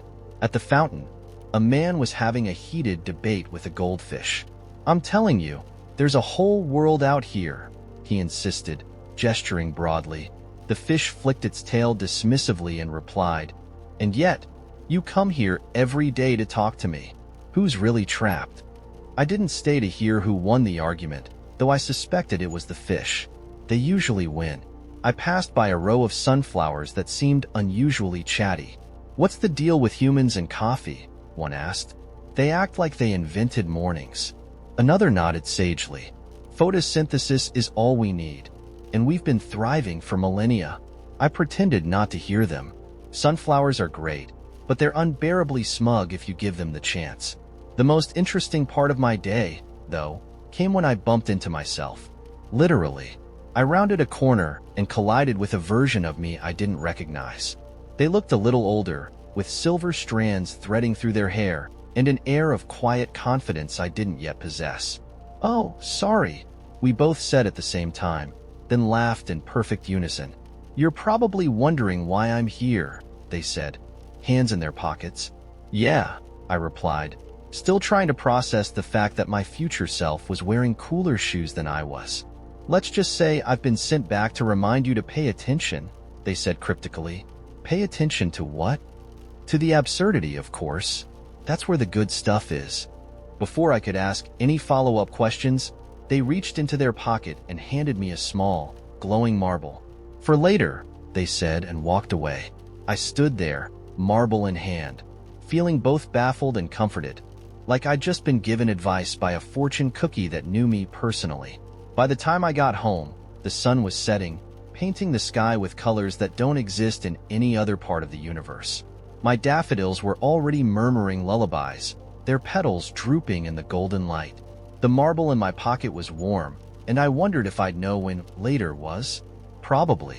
Things here have a way of working themselves out. So, how would you spend a day in a world where nothing makes sense, but everything feels right? It began with a knock at my window, a window on the third floor of my apartment.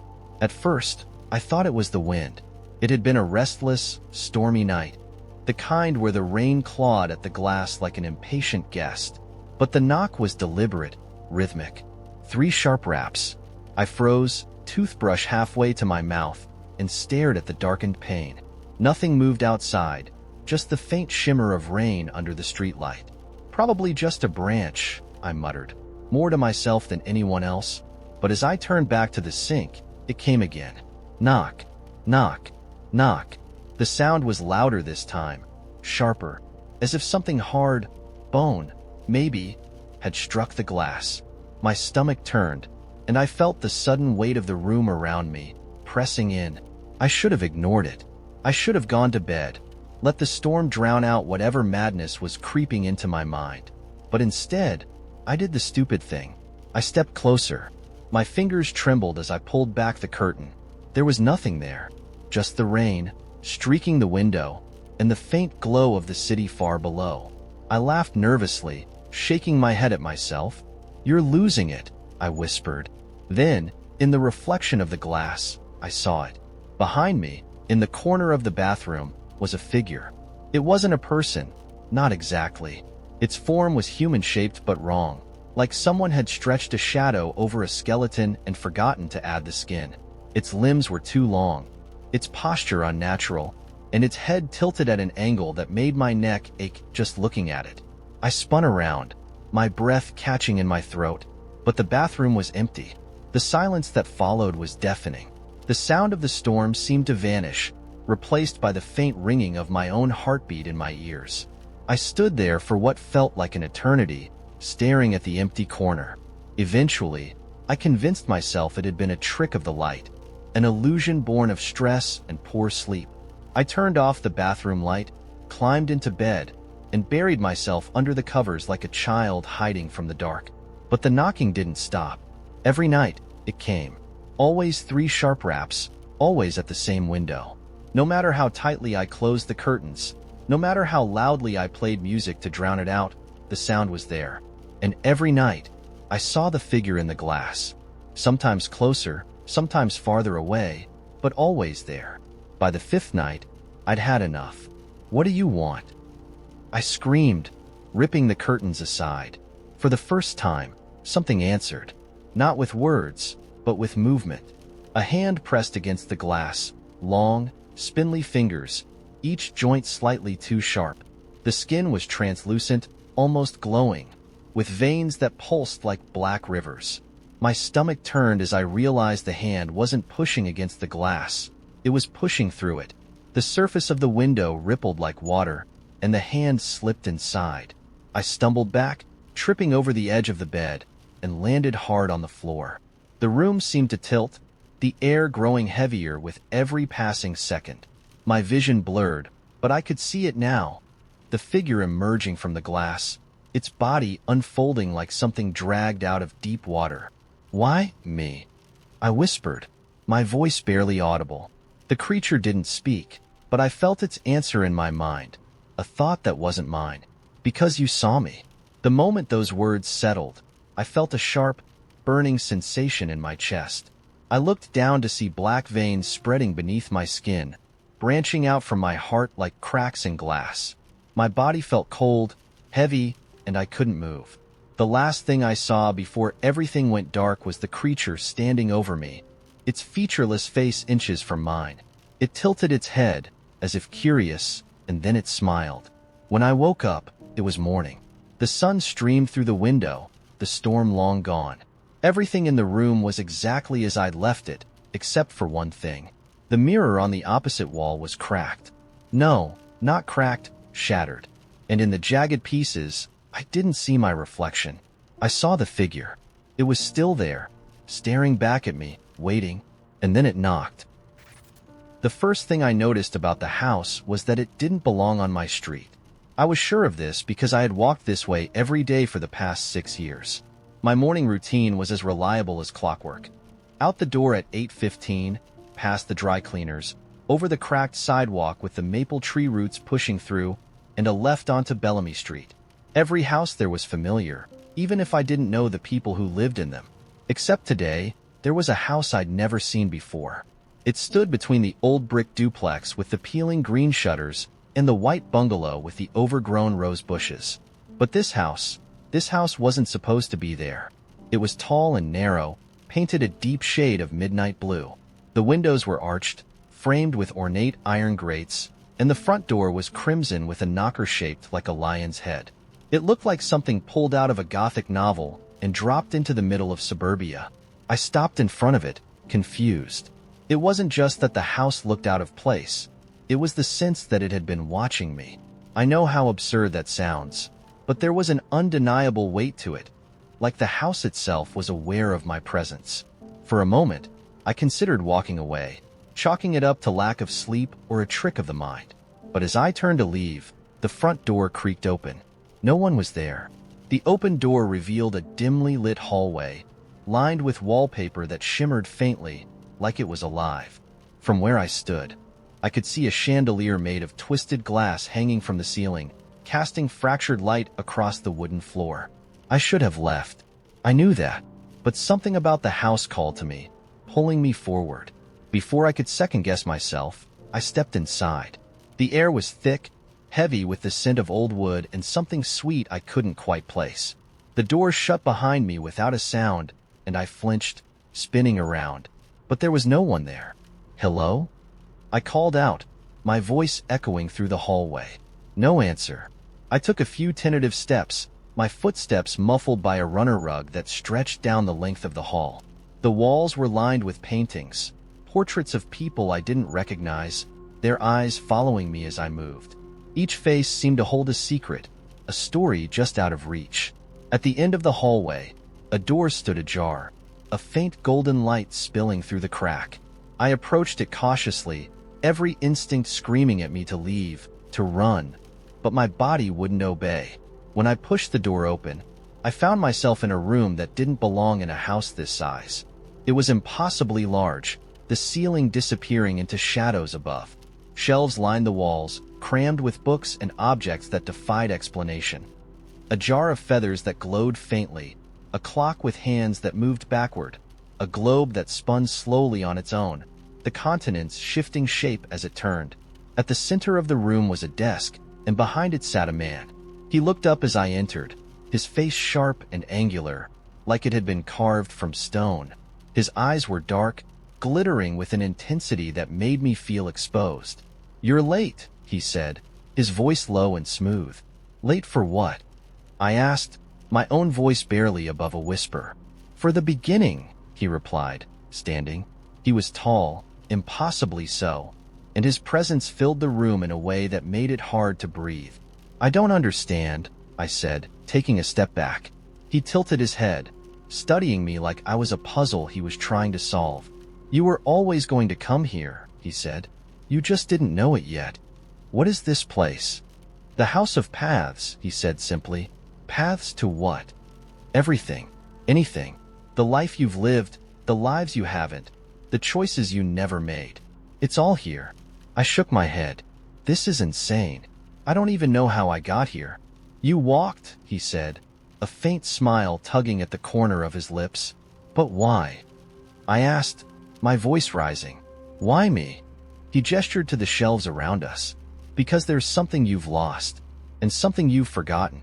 You came here to find it." I opened my mouth to protest, but before I could speak, he waved a hand, and the room shifted. Suddenly, I was standing in a field at dusk. The air was cool, the grass damp beneath my feet. Ahead of me was a tree, a massive oak, its branches twisting against the sky like veins. Beneath it sat a girl, her back to me. I recognized her instantly. It was me, or rather, it was who I used to be years ago, before life had worn me down, before I had learned to settle for less than what I wanted. She turned, and her eyes met mine. There was no fear in them, only curiosity. "You forgot about me," she said, her voice small but steady. "I didn't mean to," I said, my throat tight. She stood, brushing dirt off her hands. "But you did, and now you're here, trying to remember." The field faded, replaced by 100 other scenes. Snapshots of moments I'd buried, choices I hadn't made, roads I hadn't taken. They swirled around me, overwhelming and intoxicating, until I found myself back in the room with the man. He was watching me, his expression unreadable. "You've seen what you needed to see," he said. "Now, the question is, what will you do with it?" I looked at him, then at the shelves around us. I didn't know the answer, but I knew one thing for certain. I couldn't go back to the life I had been living. Not now. Not after this. The man smiled, as if he could see the decision forming in my mind. "Good," he said. "The path is yours to choose." And with that, the house dissolved around me, leaving me standing on the street once more. But nothing looked the same. The neon sign outside the diner blinked, open 24/7, the buzzing light casting a faint blue haze over the cracked sidewalk. Inside, a jukebox hummed faintly with some old-school Motown tune, as if the machine itself were too tired to play the song with full conviction. I didn't want to be there. Not really. But there are only so many places you can go when your head feels like it's been stuffed with cotton, and the rest of the world seems too loud, too bright, too much. So I sat at the counter, stirring sugar into my coffee even though I'd never liked it sweet, waiting for something to happen. Anything. Then, he walked in. The door swung open with a jangling bell, and suddenly the air felt heavier, like the entire diner held its breath. He wasn't the kind of guy you'd notice at first. Dark hoodie, jeans worn at the knees, hair tousled like he'd been caught in a windstorm. But there was something about the way he carried himself, shoulders back, gaze steady, that made you think twice. He slid onto the stool 2 seats down from me, nodding at the waitress like they were old friends. "The usual," he said, his voice low and rough, like gravel scraping against glass. I looked away, but not quickly enough. His eyes caught mine, and there was something in them that made my stomach flip. Not warmth exactly, but a kind of curiosity, like he was trying to decide if I was worth the effort of figuring out. I dropped my gaze to my coffee, suddenly fascinated by the way the cream swirled in lazy spirals. "You don't come here often," he said, not a question but a statement. "Should I?" I shot back, surprising even myself. He chuckled, the sound dark and rich. "Only if you're running from something. Or to something." That was enough to make me look at him. "And which one are you doing?" His smile didn't quite reach his eyes. "Wouldn't you like to know?" The waitress set down a plate of fries in front of him, and I turned back to my coffee, convinced the conversation was over. But then he pushed the plate toward me. "Want some?" I hesitated. Sharing fries with a stranger wasn't exactly in my top 10 list of safe life choices, but there was something disarming about the way he asked, like it wasn't a big deal. Like we weren't two people sitting in the dead of night in a half-empty diner, pretending not to be haunted by whatever ghosts had driven us there. I took one. Just one. "Big step," he said, smirking. "Don't push your luck." For the next hour, we fell into an easy rhythm, trading barbs and stories that didn't give away too much, but just enough to keep the other interested. His name was Eli. He'd grown up in a city I'd only ever seen in movies, the kind of place where the buildings scraped the sky and the sidewalks buzzed with life. I told him my name was Claire, which was technically true, and that I was just passing through, which was only half a lie. "What are you really doing here, Claire?" he asked, his tone light but his eyes sharp. "Why does it matter?" "Because people don't end up in places like this by accident." I shrugged, avoiding his gaze. "Maybe I like the coffee." He laughed, leaning back in his seat. "You're a terrible liar." Before I could think of a retort, the sound of sirens pierced the air, loud and shrill, like an animal caught in a trap. Eli's entire demeanor shifted.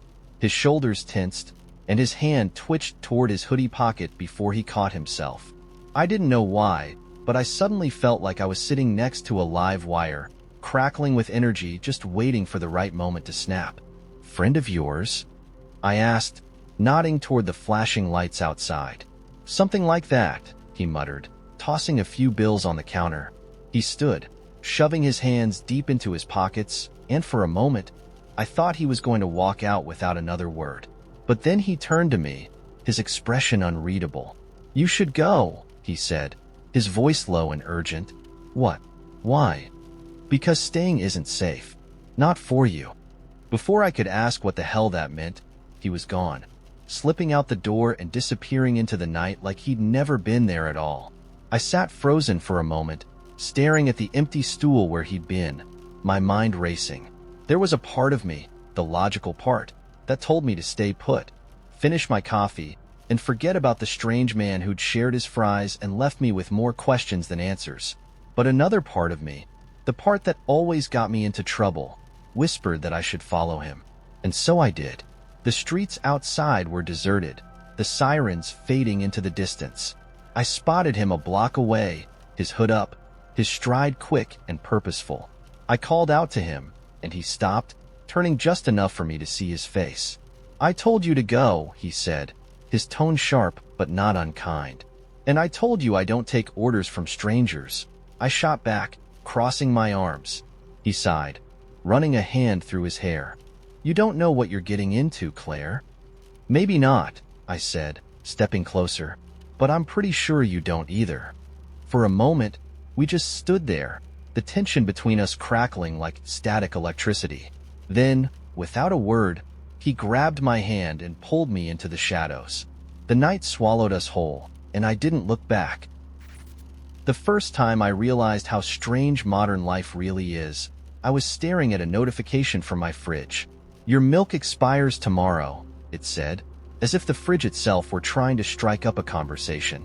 For a moment, I just stood there, mid-sandwich assembly, wondering if this was the future we'd imagined. Machines that worry about my dairy products while I worry about everything else. The fridge didn't stop there, either. It followed up a few hours later with a helpful suggestion. "Would you like to reorder milk?" My fridge had officially become more proactive than I was. This might seem like a small, funny moment, but it sent me spiraling into an entire existential crisis about the way we live now. Machines, I realized, are becoming suspiciously competent at being human, while humans are fumbling our way through life like overly ambitious toddlers. The fridge, the phone, the wearable gadget that reminds me to stand up every hour. They're all quietly managing my life, leaving me free to, what? Stare at TikToks about DIY closet organization that I'll never actually do? It's not just the gadgets. It's the way we've collectively redefined what it means to exist. Take communication, for example. A decade ago, if you wanted to tell someone you like them, you had to say it out loud or, at the very least, write it down. Now, you send them a playlist on Spotify with a carefully curated title, like Songs I'd Play If We Were in a Movie and I Were Nervously Waiting to Hold Your Hand. Somehow, that says everything without saying anything. It's romantic in a way, but also deeply bizarre. Imagine explaining that to someone in the 1800s. Yes, I declared my intentions by sending them a digital compilation of songs about yearning, accessible only via a streaming service. Even friendship has changed. I'll send memes to people I haven't spoken to in months, and that counts as keeping in touch. The other day, I had a full conversation with a friend entirely in GIFs. Somehow, the emotional nuance of Schitt's Creek and Parks and Recreation captured everything we needed to say. I think that's what fascinates me most about modern connection. It's simultaneously rich and shallow. You can feel deeply seen by a single emoji, but also completely disconnected while sitting next to someone scrolling on their phone. It's a paradox we're all living, and no one really knows how to fix it. And then there's how we celebrate things now. Birthdays, for example, used to be about cake and candles and maybe a funny card. Now, they come with carefully curated photo dumps. 10 pictures of you looking effortlessly cool in different settings, captioned with something cryptic like, "Another trip around the sun with face sparkles." Your friends, meanwhile, leave comments with absurdly exaggerated praise. "Queen, stop being so perfect. How are you this stunning?" It's all very dramatic and over the top, but I secretly love it. It feels like everyone gets to be famous for a day, even if the audience is just your high school lab partner and that one coworker who always likes your posts. Even the mundane has become its own form of theater. Grocery shopping, for instance. There was a time when you'd scribble a list on the back of an old envelope and wander the aisles until you found what you needed. Now, you can add items to your cart with voice commands while sitting on your couch. "Alexa, add pickles," you say, like some kind of snack dictator. Then, a day later, a delivery driver shows up with your pickles and maybe some extra things you didn't ask for, because algorithms know your cravings better than you do. Grocery shopping has transformed from a chore into a collaboration between you, a robot, and a gig worker with excellent navigation skills. But my favorite absurdity might be how we've turned tiny, everyday moments into performative art. Take coffee, for example. It used to just be a drink. Now, it's an experience. You don't just make coffee, you document it. You photograph the froth on your latte, maybe add some cinnamon for the aesthetic, and post it with a caption like, "Morning vibes hot beverage sparkles." The act of drinking coffee has become secondary to the act of showing people you're drinking coffee. It's ridiculous. And yet, I do it too. Last week, I spent 10 minutes arranging my toast and mug for a picture, only to realize I'd forgotten to plug in the toaster. The bread was still sitting there, cold and sad, while I debated which filter to use. Despite all this chaos, there's something endearing about how we've adapted to the absurdity of modern life. We're still figuring out how to exist in a world that's more connected, more performative, and more overwhelming than ever. And somehow, we're making it work.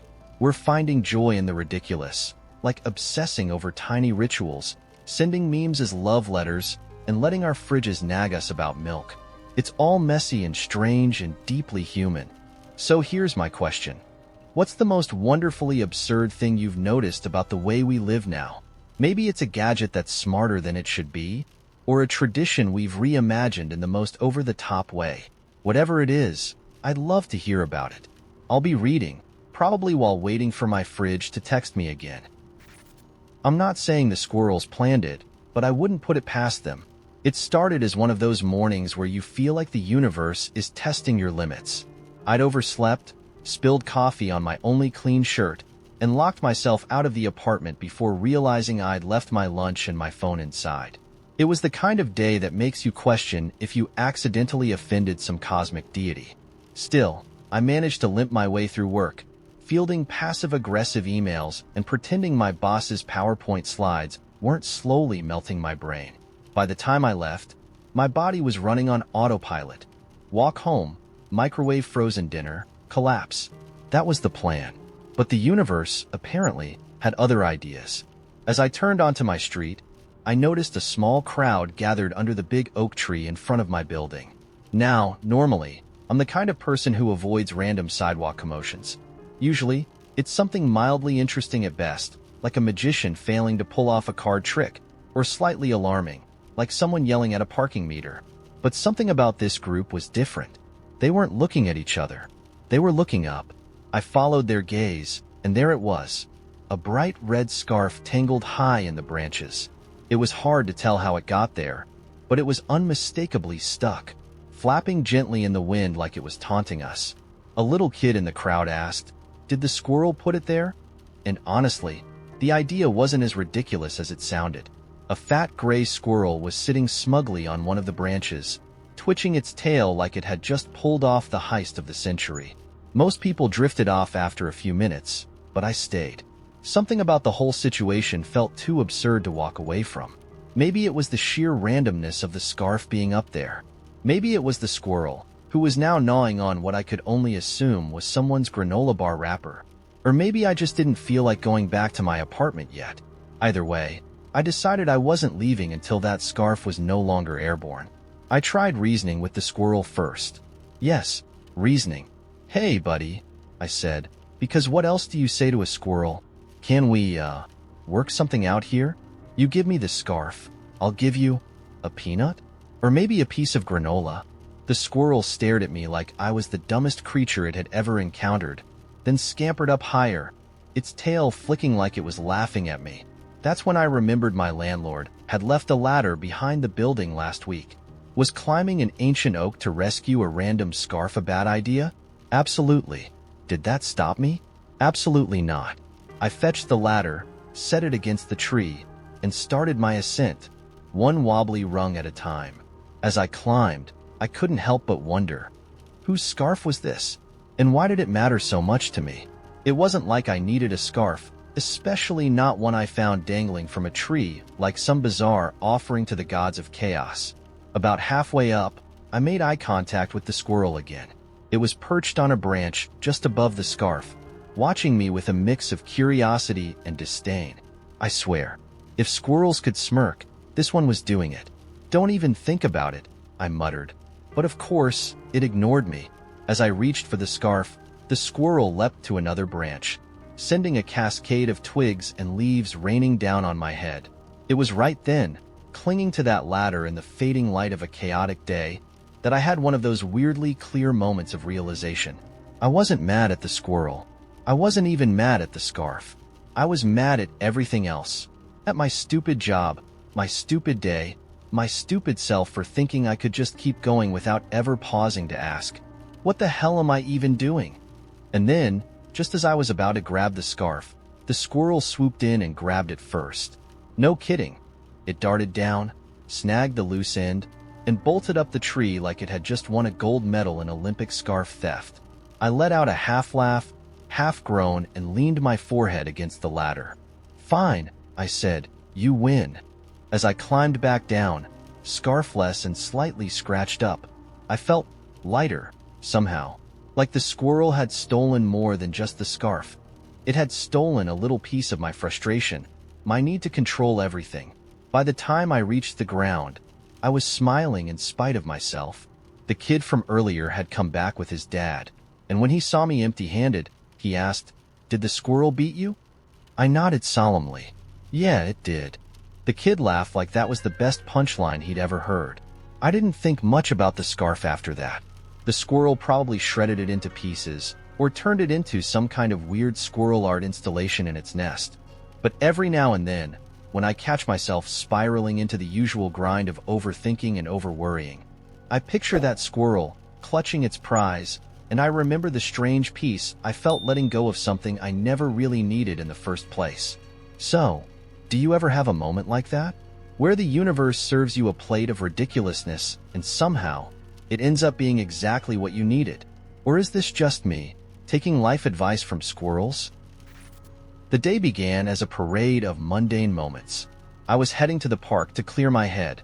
Nothing unusual, just me, my headphones, and the comfortable monotony of a podcast about unsolved mysteries.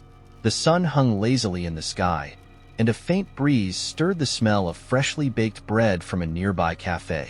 I was halfway through an episode when my earbuds cut out, not with static, but with a strange chirp. I tugged them out, confused, only to hear the chirp again. This time in the real world, echoing from somewhere down the street. It wasn't a bird. It was sharper, more deliberate, like a coded sound trying to get my attention. I froze mid-step and glanced around. That's when I saw the man. He was standing by a lamppost, leaning against it like he'd been waiting for someone.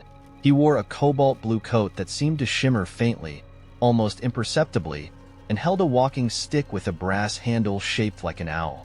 When he caught me staring, he smiled. Not a friendly, casual smile, but the kind of smile that says, "I know something you don't." Then he tipped his hat, turned, and disappeared into an alley. Something about him, his calm confidence, the way the air around him felt charged, drew me in. I glanced back at the cafe and the street, half expecting someone else to notice him, but everyone seemed oblivious. Against every shred of common sense, I found my feet moving toward the alley. It wasn't an ordinary alley. The moment I stepped into it, the temperature dropped. Not sharply, but just enough for me to notice. The light dimmed, too, though the sky above remained clear. The walls were covered in something that looked like ivy, but shimmered like it had been spun from silver. As I walked deeper, the sound of the city faded behind me, replaced by the chirping I'd heard earlier, now layered with a low, resonant hum. The alley twisted and turned in ways that didn't make sense. It felt longer than it should have been, and the angles of the walls seemed to shift subtly, like the space itself was rearranging around me. Just as I began to question my sanity, I stepped through an archway I hadn't noticed and found myself in, well, I don't know what else to call it but another place. The first thing I noticed was the sky. It wasn't blue but a swirling tapestry of colors, crimson, gold, indigo, like an oil slick spreading across a mirror. Floating islands dotted the horizon, their edges dripping streams of glowing mist into the abyss below. The ground beneath me was covered in grass so soft and vibrant it felt like walking on a quilt of emeralds. But what truly caught my attention was the market. It wasn't a market in the traditional sense. The stalls were more like glowing orbs of light, each one pulsating with a different color and sound. There were no vendors, just the orbs themselves, as if they were alive. People moved between them, some browsing, others trading peculiar items. Glowing feathers, bottles of liquid starlight, even what looked like shards of laughter, captured mid-sound. The man in the cobalt coat was nowhere to be seen, but I felt him, his presence lingering, nudging me forward. I approached one of the orbs cautiously, drawn to its deep violet hue. As I got closer, it expanded slightly and images began to form inside it. A memory of my 6th birthday, the exact moment I'd blown out the candles. A glimpse of a place I'd never been but somehow recognized. And then, finally, a small glass pendant dangling in the air within the orb. Instinctively, I reached out, and the pendant dropped into my hand. It felt warm, almost alive. Before I could question it, a voice spoke behind me. "Careful now. Every choice here has its cost." I turned to see an older woman, her face lined with age but her eyes impossibly bright, like they held entire galaxies. She wore layers of flowing fabric that shifted color as she moved, and her hands were covered in rings, each one shaped like a different animal. "What is this place?" I asked, my voice coming out quieter than I intended. "Depends who's asking," she replied cryptically. "For some, it's a refuge. For others, a crossroads. And for the unlucky few, a trap. Which one am I?" She smiled faintly and didn't answer. Instead, she nodded at the pendant in my hand. "That's a rare find. A key, if you know how to use it." "A key to what?" Her gaze shifted to the swirling sky above us. "Ah, now that depends on you." Before I could press her further, the ground trembled slightly, a low rumble that seemed to come from deep within the earth. The orbs around us flickered, and the air grew heavy, electric. The woman frowned, her playful demeanor vanishing. "You need to leave," she said urgently. "Now." "Leave? But—" "Now!" she snapped, grabbing my arm and pulling me toward a nearby archway that hadn't been there a moment ago. The market doesn't like lingerers. As she shoved me through the archway, the pendant in my hand pulsed once, then grew cold. I stumbled forward and found myself back in the alley, the silver ivy gone, the air silent and still. I turned to look for the woman, but the archway had vanished. The only sign that anything had happened was the pendant, now cool and inert in my hand. I made my way home in a daze, clutching the pendant like a lifeline. That night, as I lay in bed, I held it up to the light, half expecting it to do something. Glow, hum, anything. But it remained silent, a simple glass pendant on a thin chain. Still, sometimes, when I hold it just right, I swear I can hear faint whispers, like the echoes of a place that exists somewhere just out of reach. And every so often, I catch myself wondering, if I ever find the man in the cobalt coat again, will he tell me how to use the key? Have you ever felt like you stepped into a place you weren't supposed to find? Like the world had tilted just slightly, letting you slip between the cracks? It began with a plant, a tiny, unremarkable one that appeared on my kitchen windowsill overnight. I live alone, and my apartment is on the 3rd floor. No one could have placed it there without me noticing. Yet, there it was, a squat little thing in a ceramic pot, the kind of green that looks too bright to be real. The pot was plain white with no markings, but the soil was damp as if it had just been watered. At first, I thought I'd forgotten about buying it. Maybe some late-night impulse purchase on a trip to the grocery store? But the more I stared at it, the more I realized something was off. The leaves weren't quite the right shape. Not round, not spiky, but something in between, like the edges of a dream you can't quite hold on to. Pinned to the pot was a small, handwritten tag. "Feed me something you've outgrown." It was absurd. Plants eat sunlight and water, not emotions. I set the pot aside and tried to forget about it. But all day, as I worked from home, my eyes kept drifting back to it. I couldn't shake the feeling that it was watching me. That night, as I was brushing my teeth, I heard something. A faint rustling, like the sound of paper crumpling in the wind. When I turned around, the plant was on the floor. It hadn't fallen. It was upright, as if it had been deliberately moved. I stared at it, my heart pounding. I should have thrown it out right then and there, but instead, I did what the tag said. I fed it, not in the usual sense. I didn't sprinkle fertilizer into its pot or pour more water over the soil. I sat down in front of it, staring into its unnervingly vivid leaves, and whispered something I hadn't said out loud in years. "I don't miss her anymore." I didn't even know why I said it. Maybe it was the weight of the silence, or the way the plant seemed to lean toward me, like it was waiting. The words came tumbling out before I could stop them. I was talking about my ex, the person I'd spent too long trying to forget. The moment the words left my mouth, something happened. The plant shifted, its leaves trembling as if caught in a breeze only it could feel. The soil stirred faintly, and I swore I saw its roots move, burrowing deeper into the pot. The next morning, it was taller. Not by much, just a couple of inches, but enough to notice. Its leaves were glossier now, almost shimmering in the sunlight. The tag was gone. I should have been terrified, and I was a little, but I was also intrigued. Over the next few days, the plant grew rapidly. Every time I fed it, its transformation became more dramatic. When I admitted how much I hated my old job, its stem thickened, twisting upward in a graceful spiral. When I let go of the guilt I'd carried since my mother's funeral, it sprouted tiny flowers, pale blue and glowing faintly, like someone had trapped starlight inside them. It was beautiful, but it wasn't just the plant that was changing. I felt lighter, freer, like I'd shed layers of myself I hadn't realized were weighing me down. My apartment seemed brighter. Colors looked sharper, food tasted richer, and even my sleep felt deeper, like I was sinking into some dreamless void that left me completely renewed. I didn't tell anyone about the plant. How could I? It sounded insane. But one evening, as I was scrolling through old photos on my phone, I noticed something strange. There was a picture of my kitchen from a few weeks earlier, taken to show off a loaf of bread I'd baked. In the background was the windowsill. The plant was already there. I stared at the photo, my hands trembling. It hadn't been there when I took the picture. I was sure of it. But now, it was unmistakable. Its tiny leaves poking out of the ceramic pot, bright and alive. That night, I dreamed of a forest. It wasn't like any forest I'd ever seen. The trees were impossibly tall, their trunks glowing faintly, their leaves shifting colors with every breath of wind. The ground beneath my feet was soft and warm, pulsing gently like the heartbeat of some great sleeping creature. In the center of the forest stood a figure. They weren't human, not exactly.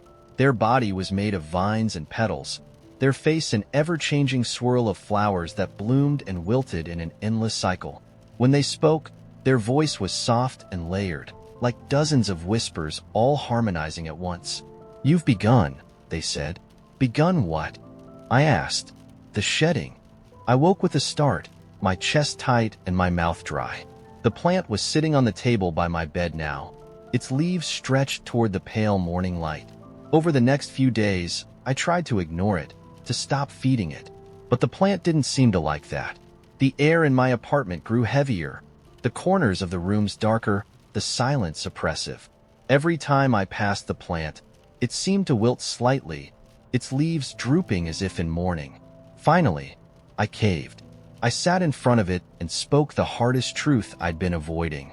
"I don't know who I am without all of this pain." The plant shivered. Its flowers bloomed so brightly I had to shield my eyes. When the light faded, it was taller than ever, its stem twisting elegantly like a piece of living sculpture.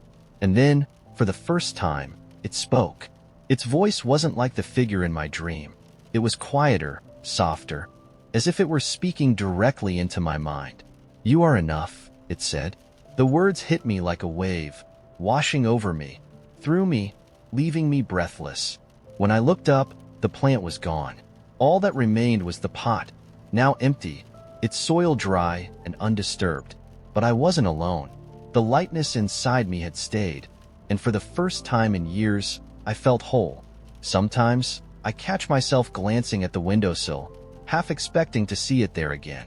I never do, but the whispers remain.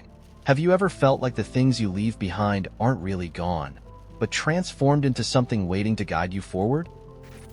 I once got lost inside a giant inflatable duck, and honestly, it was one of the most bizarre yet unexpectedly profound experiences of my life.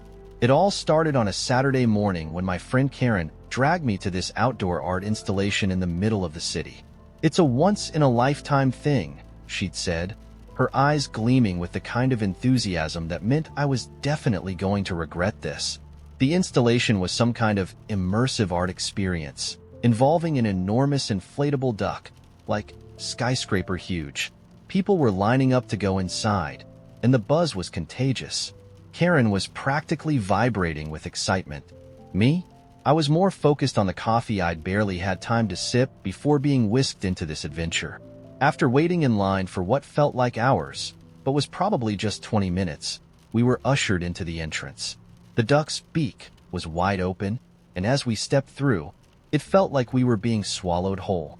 Inside, it was dark and humid, with air vents blasting what I assume was supposed to be duck-scented air, which, in hindsight, was a terrible idea.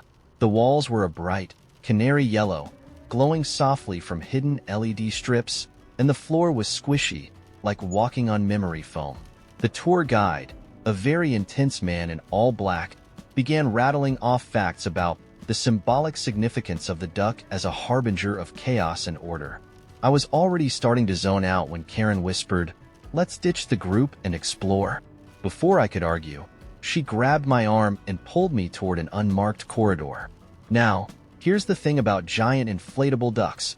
They're basically enormous mazes with zero helpful signage. Within minutes, we were hopelessly lost. Every hallway looked the same.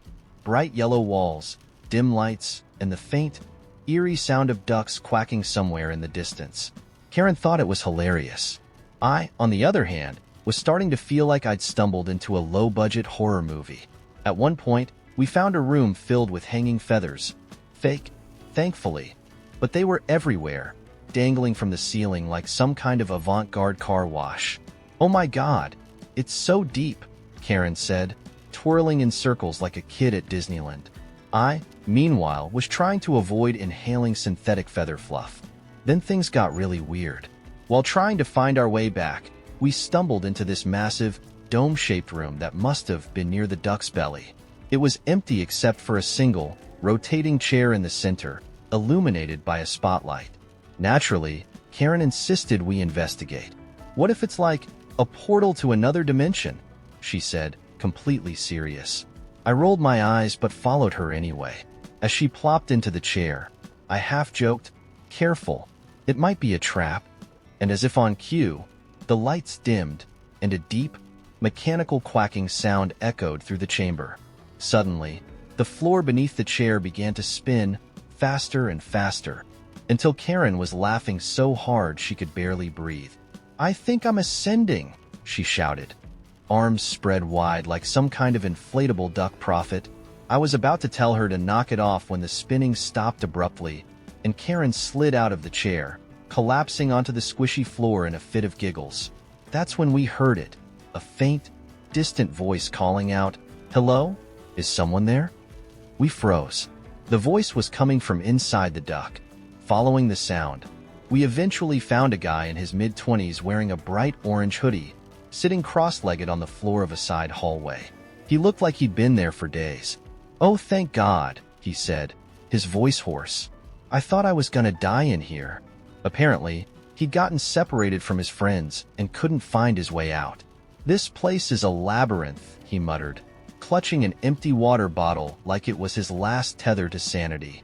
Karen offered him the granola bar from her bag while I tried to get a signal on my phone, but of course, the inflatable duck was a giant signal-blocking bubble. Together, the three of us wandered through the maze, bonding over our shared sense of doom. The guy, whose name was Tyler, told us he'd initially come to the duck on a date. "She ditched me after 15 minutes, he said with a shrug. "Honestly, can't blame her." Finally, after what felt like hours of wandering, but was probably 30 minutes tops, we found an emergency exit. Bursting into the fresh air felt like escaping a prison, and we all collapsed onto the grass, laughing like lunatics. The crowd outside barely noticed. They were too busy taking selfies with the giant duck. As we sat there catching our breath, Tyler said, "You know, I feel like this was one of those metaphorical life moments. Like, sometimes you think you're lost, but really you're just finding new people or something." Karen nodded sagely, probably more moved by the granola bar than the sentiment, but I kind of got what he meant. Sometimes you do need to get a little lost, whether it's in a giant inflatable duck or life in general, to end up where you're supposed to be, or at least with the right people. I mean, sure, I smelled like plastic and regret for the rest of the day, but it wasn't a total waste. Tyler ended up tagging along with us for lunch afterward, and we've been friends ever since. Karen still calls him Duck Boy, much to his annoyance. So, have you ever gotten lost, literally or figuratively, and come out the other side with a story worth telling? Or maybe just ended up making an unexpected friend? Let's hear it. The library appeared on a Thursday.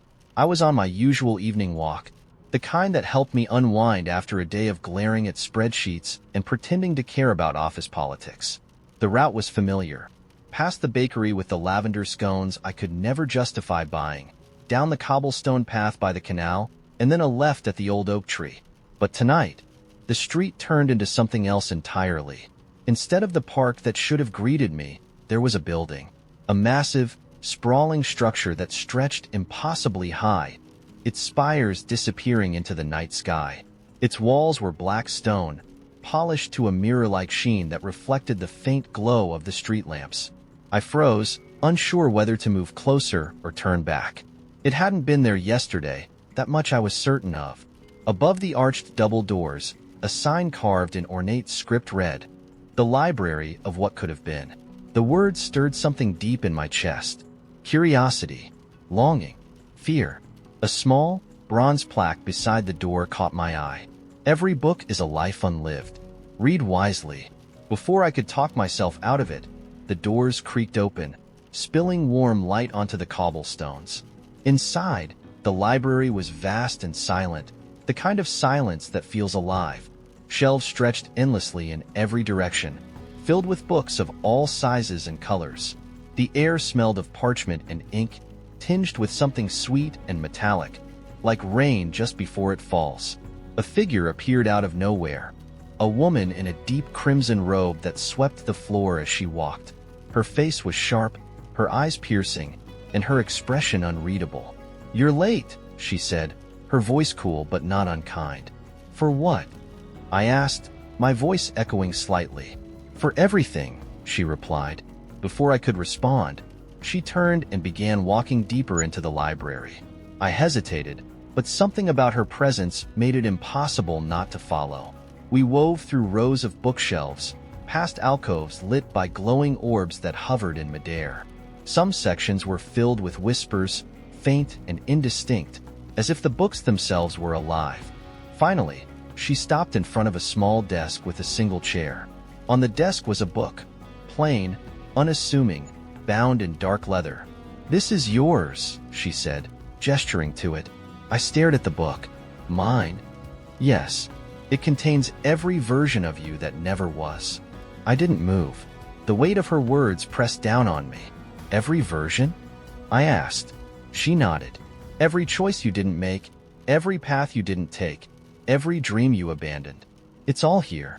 My hands trembled as I reached for the book. The leather was warm, almost alive, and as I opened it, the pages shimmered with faint, golden light. The first page was blank, but as I turned it, images began to appear. I saw myself as a musician, playing a grand piano on a stage bathed in light. The audience's applause was thunderous, and my chest swelled with pride. I had given up piano lessons when I was 13, convinced I wasn't good enough. The next page showed me in a cozy bookstore, surrounded by stacks of novels. I was laughing with a customer as I handed them a carefully wrapped book. I had always wanted to open a bookstore, but told myself it was impractical. Page after page, life after life, the book revealed versions of me that felt both foreign and achingly familiar. A scientist, a traveler, an artist, a teacher, a parent. By the time I reached the middle of the book, tears blurred my vision. "Why are you showing me this?" I asked, my voice breaking. The woman in crimson tilted her head, her gaze steady. "Because you needed to see." "See what?" "That your life is not set in stone. That there are still pages left to write." I closed the book, the leather cover soft against my palms. "But what's the point? I can't go back and change anything." "No," she said, her tone firm, "but you can go forward. The choices you make now will fill the pages yet unwritten." I looked at her, the weight of the book heavy in my hands. "And if I make the wrong choices?" "There are no wrong choices," she said. "Only choices that lead to different stories." I wanted to argue, to tell her that wasn't how life worked, but something in her eyes silenced me. She reached out and placed a hand on the book. It vanished, dissolving into a faint wisp of golden light that settled into my chest. "What now?" I asked, my voice barely above a whisper. "Now," she said, stepping back, "you leave the library, and you live." Before I could respond, the world around me began to fade, the shelves and orbs and endless rows of books dissolving into nothingness. When I opened my eyes, I was standing on the cobblestone street. The park ahead of me just as it always had been. The library was gone, but the weight in my chest remained. A quiet, glowing reminder of all the lives I had yet to live. I turned and walked home, the possibilities unfolding before me with every step. I noticed the book on the third day. It sat on the kitchen counter where I never remembered putting it, sandwiched between a box of stale crackers and the salt shaker. At first, I thought it was just an old journal or some long-forgotten thrift store purchase, but the moment I touched it, I knew it wasn't mine. The cover was smooth and worn, dark leather embossed with a strange symbol that almost looked like a keyhole. It wasn't a keyhole, though. If I stared at it too long, it seemed to shift, morphing into the outline of an eye, then a swirling vortex, and then something unnameable. When I tried to flip it open, I found that I couldn't. The pages were sealed shut, bound by some invisible force that defied logic. I laughed nervously, muttering something about needing more sleep, and left it on the counter. But it didn't leave me. That night, I dreamt of it. Not of the book itself, but of the feeling it gave me. The weight, the strange coolness of the leather, the way the symbol seemed to watch me even when I wasn't looking. In the dream, I was standing in a room filled with bookshelves that stretched endlessly upward. They weren't lined with books, though. Each shelf held a single object: a broken watch, a jar of black sand, a pair of cracked glasses. A voice whispered something I couldn't quite catch, and when I turned, the book was there, hovering just out of reach. I woke up gasping, the whisper still echoing in my ears. And there, on my nightstand, was the book. That was when I realized I wasn't going to escape it. The next morning, I tried to leave it behind. I stuffed it into a shoebox, shoved the shoebox into the back of my closet, and slammed the door. I went to work. I drank 3 cups of coffee, filed reports I didn't care about, and tried very hard to convince myself that the whole thing was just a fluke. But when I got home, the book was back on the counter, perfectly placed, as though it had never been moved. This time, there was a note tucked beneath it. The note wasn't written in pen. It was etched, literally gouged, into the paper in sharp, deliberate strokes. It read, "Begin where it ends." I stared at the note for a long time, the words burning themselves into my mind. They didn't make sense, and yet they felt familiar, like a line from a story I'd forgotten, or the ending of a dream I'd woken from too soon. I picked up the book again, and this time, it opened. The pages weren't blank. They were filled with words written in a hand so delicate it was almost like lace. At first, I couldn't read them. The letters seemed to blur and shift, the ink sliding across the page as though it were alive. But then, slowly, the words settled, and I realized they weren't telling a story. They were telling my story. Every page was filled with moments from my life, things I'd done, places I'd been, people I'd known. But there was something unsettling about the way it was written. The book didn't just record events. It described my thoughts, my feelings, my fears in excruciating detail. It knew things I hadn't admitted to myself, things I'd buried so deep I'd forgotten they existed. And then the pages changed. It started subtly at first, small deviations in the text, lines describing events that hadn't happened, choices I hadn't made. She turned left at the fork in the road. One passage read, though I distinctly remembered turning right. He didn't say goodbye, another line said, though I had. By the time I reached the final page, the book wasn't describing my past anymore. It was describing my future. The last passage was only 4 words long. The door will open. As soon as I read them, the book slammed shut on its own, and the lights in my apartment flickered. I felt a rush of cold air, and when I turned, there it was, a door, standing in the middle of my living room. It wasn't connected to anything, just a freestanding wooden door with no frame, its surface etched with the same shifting symbol that had been on the book. I should have run. Every instinct told me to leave, to call someone, to burn the book and forget I'd ever seen it. But the pull of that door was stronger than fear. I opened it. The air beyond the door was thick and golden, humming faintly like a tuning fork. At first, I couldn't see anything, just a swirling haze of light and shadow. But as I stepped through, the haze parted, and I found myself in a place that defied explanation. It was a forest, but the trees weren't trees. They were made of glass, their branches stretching upward like frozen lightning, catching the golden light and refracting it into rainbows. The ground beneath my feet was soft, covered in something that looked like moss but shimmered like liquid metal. And above me, where the sky should have been, there were stories. I can't explain it better than that. The sky was filled with words, images, memories, scenes playing out like living tapestries. Some of them I recognized, moments from my own life, fragments of people I'd loved and lost. Others were alien, strange, and impossible, belonging to lives I'd never lived.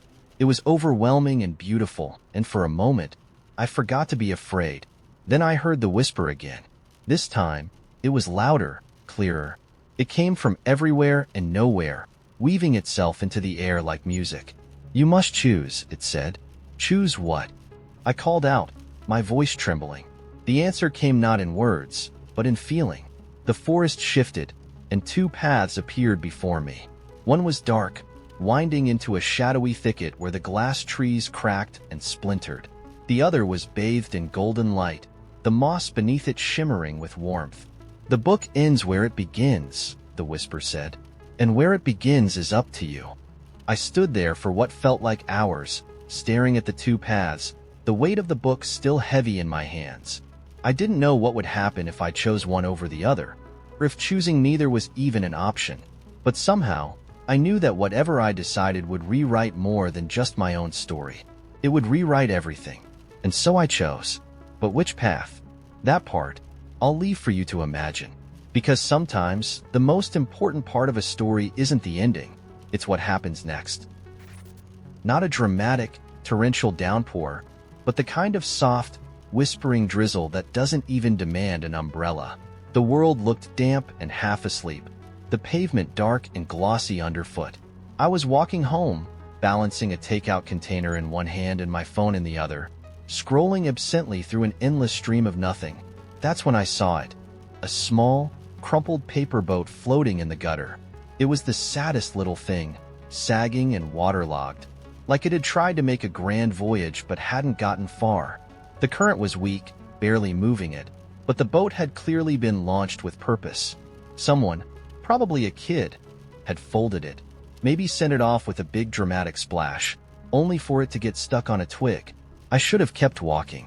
It was just a piece of paper, after all, and my takeout was getting cold. But something about that boat stopped me. I stood there for a moment, letting the drizzle collect on my jacket, staring at the little vessel as if it might start talking. It didn't, of course, but I couldn't shake the feeling that it had been abandoned too soon, like it deserved one last shot at its journey. So I crouched down, careful not to drop my dinner, and nudged the boat free with the edge of my shoe. It bobbed forward, hesitating, before catching the faintest trickle of water and floating away. It wasn't much, but it felt right, like I'd done something good, even if no one else would ever know. I didn't think much of it at first. I went home, ate my lukewarm noodles, and spent the rest of the evening binge watching a show I wasn't even enjoying. But when I lay down to sleep, I couldn't stop thinking about that little boat. Not just the boat itself, but the act of freeing it. How small it had been, how insignificant. And yet, for some reason, it had mattered to me. It felt like there was something there, just out of reach, something I hadn't quite figured out yet. The next day, I started noticing more small things. A trail of ants carrying crumbs across the sidewalk. A single yellow flower growing in a crack by the bus stop. A perfectly round puddle reflecting the gray sky above. None of them were remarkable, but they all felt alive. Like they were part of something bigger I couldn't see. And then, a week later, I saw another paper boat. This one was in the same gutter, about a block from where I'd found the first one. It was folded from a different kind of paper, thicker, maybe torn from a notebook, and it was bright blue instead of plain white. But it was unmistakably a boat. I felt a jolt, like finding an old friend in a crowded room. Who was making these? And why? This time, the boat wasn't stuck. It was sailing freely, carried by the runoff from the rain. I watched it for a while, wondering if I should follow it. But that felt silly. Instead, I just stood there, letting it drift farther and farther away until it finally disappeared around a corner. Over the next month, I found 3 more boats. One in a puddle near the park, one half crumpled in a storm drain, and another, my favorite, floating triumphantly down a curbside stream, its pointed bow cutting through the water like it was headed somewhere important. Each time, I felt a strange sense of connection. I didn't know who was making them, but I loved the idea that someone was out there, folding little pieces of themselves into these fragile vessels and sending them into the world. Eventually, I started folding boats of my own. I used whatever paper I had lying around, grocery receipts, old to-do lists, the backs of junk mail envelopes. At first, it felt awkward, like I was copying someone else's homework. But then I started writing messages on the paper before folding it. Simple things like, "You're going to be okay," or "Keep going." Words I wished someone had told me when I needed them. And then I let them go. It became a ritual, On rainy days, I'd walk through the neighborhood, finding little streams and puddles and gutters where I could launch my fleet. Sometimes they sank right away. Sometimes they got stuck. But sometimes, just sometimes, they sailed farther than I could see.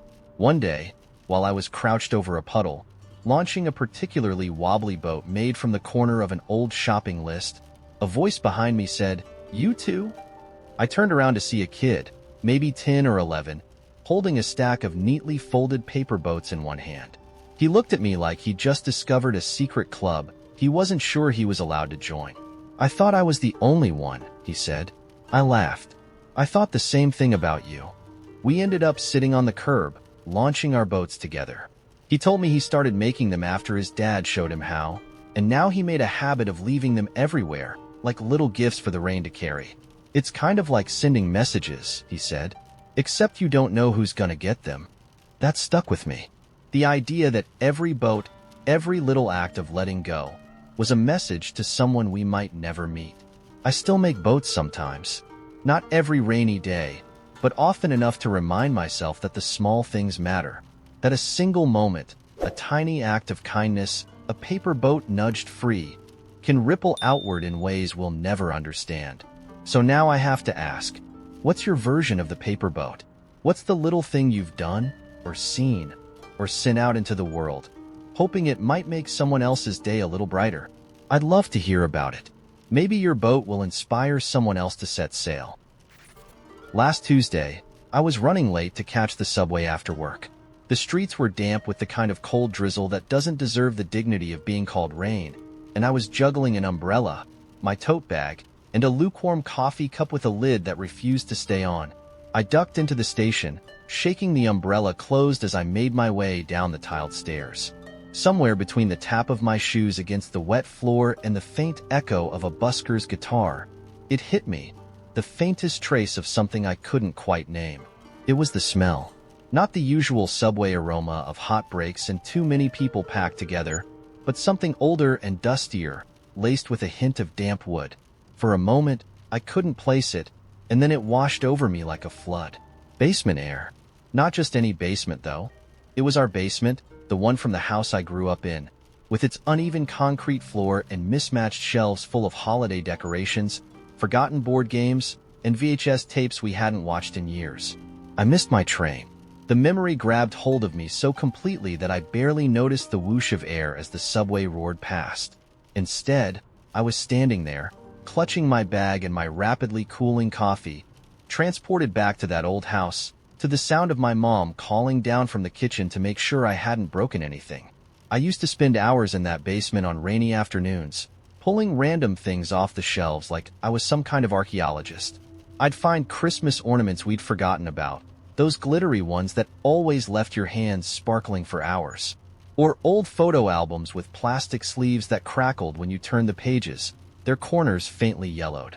But what I loved most, what I suddenly remembered with painful clarity, were the VHS tapes.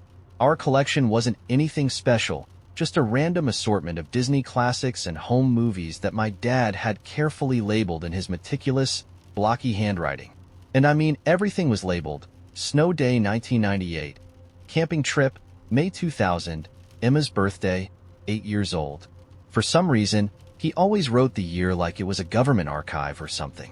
I could still see his handwriting in my head, how he'd underline the titles twice to make them look official. It wasn't like I watched those home videos often, but they were a comfort just knowing they were there.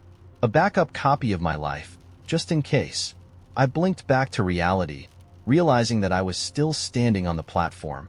I figured I might as well take the next train and sort through my weird nostalgia spiral later. But when I got home, I couldn't shake the feeling. That scent, damp wood and dust, it had unlocked something in me, and I wasn't ready to let it go. So, I made a decision that probably wasn't very logical for a weeknight. I pulled the old box out from the back of my closet. The box I'd carried with me through 3 apartments, 2 cities, and countless half-hearted promises to sort through it someday. It was heavier than I remembered, and it made my arms ache as I set it down on the carpet. The tape holding it shut had gone brittle and flaked away as soon as I touched it, like the box was just as eager to be opened as I was. Inside, there were the usual suspects: Old notebooks with doodles in the margins, ticket stubs, crumpled maps from vacations I barely remembered. But there, tucked beneath a tangle of Christmas lights, were 3 VHS tapes. The labels had faded, but I knew them instantly. My dad's handwriting. I didn't even have a VHS player anymore, but I wasn't going to let that stop me. After an hour of frantic Googling and one panicked trip to a sketchy electronics shop, I found myself kneeling in front of a borrowed VCR, praying it still worked. I popped in the first tape, the one labeled Christmas Morning, 1995, and hit play. The screen blinked to life with a faint static hum, and then there it was. My 5-year-old self, sitting in front of the tree in footy pajamas, holding up a toy train like it was the greatest treasure in the world. My dad's voice came from behind the camera, laughing as I ripped through the wrapping paper, and in the background, you could hear my mom humming along to some scratchy holiday record. I sat there on the floor, watching that grainy footage with tears streaming down my face, though I wasn't entirely sure why. It wasn't a sad moment, not really. It was the opposite, actually. It was the happiest I could remember being. But there was something bittersweet about it, too. Like I was trespassing in a version of my life that didn't belong to me anymore. I wanted to reach through the screen and tell that little girl to soak it all in, to appreciate every second, because one day she'd blink, and it would all be gone. Her dad's laugh, her mom's humming, even the toy train. I stayed up half the night watching those tapes, rewinding and rewatching certain moments like I was trying to etch them into my brain. The sound of my dad singing along to some off-key karaoke at a family barbecue. My younger sister running through a sprinkler, her tiny fists clenched with joy. My mom waving at the camera with a dish towel in her hand, pretending to scold my dad for filming her when she wasn't ready. By the time I finally turned off the TV, the sun was just starting to creep over the horizon, casting long shadows across my living room. The box sat next to me, its contents spilled out like a time capsule someone forgot to bury. I should have felt exhausted, but I didn't. Instead, I felt full, like the little pieces of my life I'd been missing without even realizing it had been returned to me. The funny thing is, it all started with a smell, a random hint of basement air that I could have easily ignored. It makes me wonder how many other memories are waiting out there, locked away in the scent of old wood or the sound of a crackling tape. How many more pieces of my life are hidden in the smallest, most ordinary things, just waiting to be found? What about you? What small, random things have brought you back to a moment you thought you'd forgotten? It began with a map. Not the crisp, glossy kind you pick up at a tourist shop, but the sort of thing you'd imagine an old adventurer might sketch in a leather journal. Yellowed edges, slightly torn, with rivers drawn as wavy blue lines and mountains that looked like jagged teeth. I found it tucked between 2 cookbooks in my grandmother's attic, where I'd been half-heartedly looking for something she'd sworn she'd left for me. A vintage brooch, maybe? I can't remember now. The map didn't seem to belong to anything in particular, and yet, as soon as I unfolded it, I felt like I was holding a secret. There was a single phrase scrawled across the bottom in looping handwriting. Follow it and see. Normally, I'd have tossed it aside with the other oddities she collected over the years. Crooked lamps, cracked vases, and jars of buttons that no one could possibly have a use for. But something about that map wouldn't let me go. The places on it weren't labeled with real names. Instead, there were mysterious titles like The Whispering Hollow and Everglass Lake. I flipped it over, hoping for an explanation, but the back was blank except for a faint watermark of a compass rose. I didn't decide to follow it right away. That would have been ridiculous, right? I had work deadlines, a dog to feed, laundry to fold. But that night, as I lay in bed staring at the ceiling, I kept thinking about that phrase. Follow it and see. By morning, the map was all I could think about. So I told myself I'd do it, just for a few hours. A little adventure to break up the monotony. What's the worst that could happen? I packed lightly. Some snacks, a bottle of water, and a notebook in case I felt inspired to write something down. Then I hopped into my car, holding the map open on the passenger seat like some old-timey navigator. The starting point was marked by a tiny red X, which, oddly enough, seemed to line up perfectly with a park not far from my house. That little coincidence was the first of many. The trailhead was one I'd walked dozens of times before, but as soon as I stepped onto it, things felt different. The air seemed clearer somehow, the colors richer. Even the birdsong sounded deliberate, like it was guiding me. I shook off the feeling and followed the map's twists and turns, which led me to a path I'd somehow never noticed before, even though I thought I knew this park like the back of my hand. It was narrow, overgrown, and barely more than a deer trail, but it matched the map perfectly. I followed it for what felt like hours, weaving deeper and deeper into the woods until I came to a clearing I couldn't believe was real. A wide meadow stretched out before me, dotted with wildflowers in colors I couldn't name. Purples deeper than twilight, blues brighter than any summer sky. In the center of the meadow stood an old wooden sign with the words, "Whispering Hollow," carved into it. Beneath it was a simple wooden bench, and sitting on the bench was a man with a violin. I almost turned around right then, because let's face it, this had weird written all over it. But the man looked up, saw me, and smiled in a way that felt like he'd been waiting for me. "You made it," he said, like it was the most natural thing in the world. Before I could respond, he started to play. The music was unlike anything I'd ever heard. It wasn't just beautiful, it was alive. It felt like the notes were stitching themselves into the fabric of the world around me, making the trees sway and the wildflowers hum. I stood frozen, listening, until he finished with a long, aching note that seemed to hang in the air long after he lowered the violin. "Where does the map lead next?" he asked, like this was some game we were both in on. I fumbled with it, unfolding the fragile paper and scanning for the next landmark. Everglass Lake. I opened my mouth to ask him where it was, but before I could, he pointed toward the far side of the meadow. "That way," he said. "Don't stop until you get there. And don't look back." I don't know why, but I obeyed. As I walked, I could feel the weight of his eyes on me, but I resisted the urge to turn around. The farther I went, the stranger the air felt, thicker, almost electric. The trees grew taller, their branches tangling above me like the ceiling of a cathedral. And then, through the thick brush, I saw it. A lake so clear it looked like someone had poured liquid glass into the earth. The surface shimmered like it was alive, reflecting the sky even though it was almost completely hidden by the canopy above. As I stepped closer, I saw someone standing at the water's edge. A woman this time, wearing a flowing dress that seemed to shift colors as she moved. She was holding a jar filled with what looked like fireflies, though they glowed brighter than any insect I'd ever seen.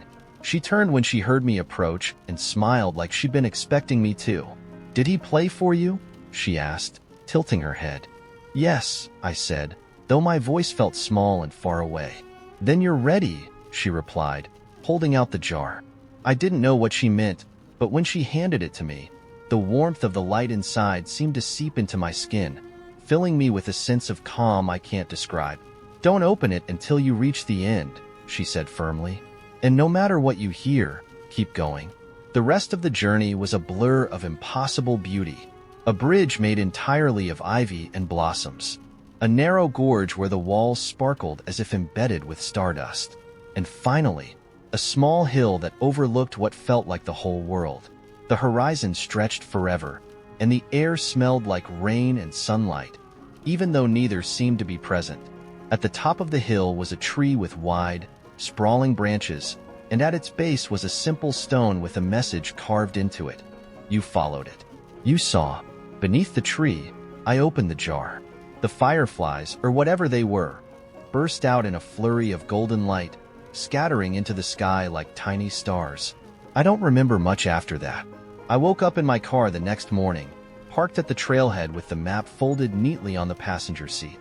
I tried to retrace my steps, but the trail from the map was gone. The clearing, the lake, even the violinist, none of it existed anymore. The only proof I have that it wasn't all a dream is the jar, now empty but still warm to the touch. Have you ever followed something you couldn't explain, just to see where it would lead? And if you did, what did you find? I woke up to the sound of applause. Not polite clapping. No, this was raucous, standing ovation level applause. Confused, I bolted upright in bed, scanning the room for an audience. That's when I noticed my alarm clock practically vibrating with enthusiasm on the nightstand. Its digital face flashed bravo, in bold red letters. "You did it. You woke up before me today. What a performance!" It cheered, sounding like an overly excited sports announcer. Thanks," I muttered, still groggy. I looked around, half expecting my dresser to chime in, but it sat stoically as usual, pretending not to notice the commotion. The lamp, however, leaned toward me conspiratorially. "Don't let it get to your head," it whispered. "He claps for everything. Last week, he gave your toothbrush a standing ovation for falling into the sink." I laughed nervously and rubbed my temples. "Okay, what's going on here?" I asked the room, half expecting an answer. That's when the curtains swished open dramatically, letting the sunlight spill in like it had been choreographed. "Oh, good, you're awake," they said, their voice soft and airy like a stage manager's. "You're going to want to get moving. The day's got a lot planned for you." "What do you mean, the day has plans for me?" I asked, now thoroughly confused. The curtains didn't answer, but the mirror across the room caught my reflection and winked. As I stumbled out of bed, I heard my slippers muttering to each other near the closet. "Is he going to wear socks today? Or are we raw-dogging it again?" one grumbled. The other sighed. "You know the answer. We're all living under his tyranny."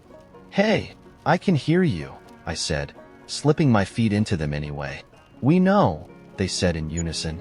I walked to the bathroom, trying to ignore the sound of my wardrobe having what sounded like a heated debate about whether I was more of a sweatpants guy or a denim under duress type. My toothbrush practically leapt into my hand the moment I reached for it. "No cavities today, boss," it chirped. "I've got your back." Thanks," I said, brushing hesitantly. The toothpaste tube piped up from the counter. "Easy on the squeezing, champ. I'm running low, and we both know you never buy replacements until it's a crisis."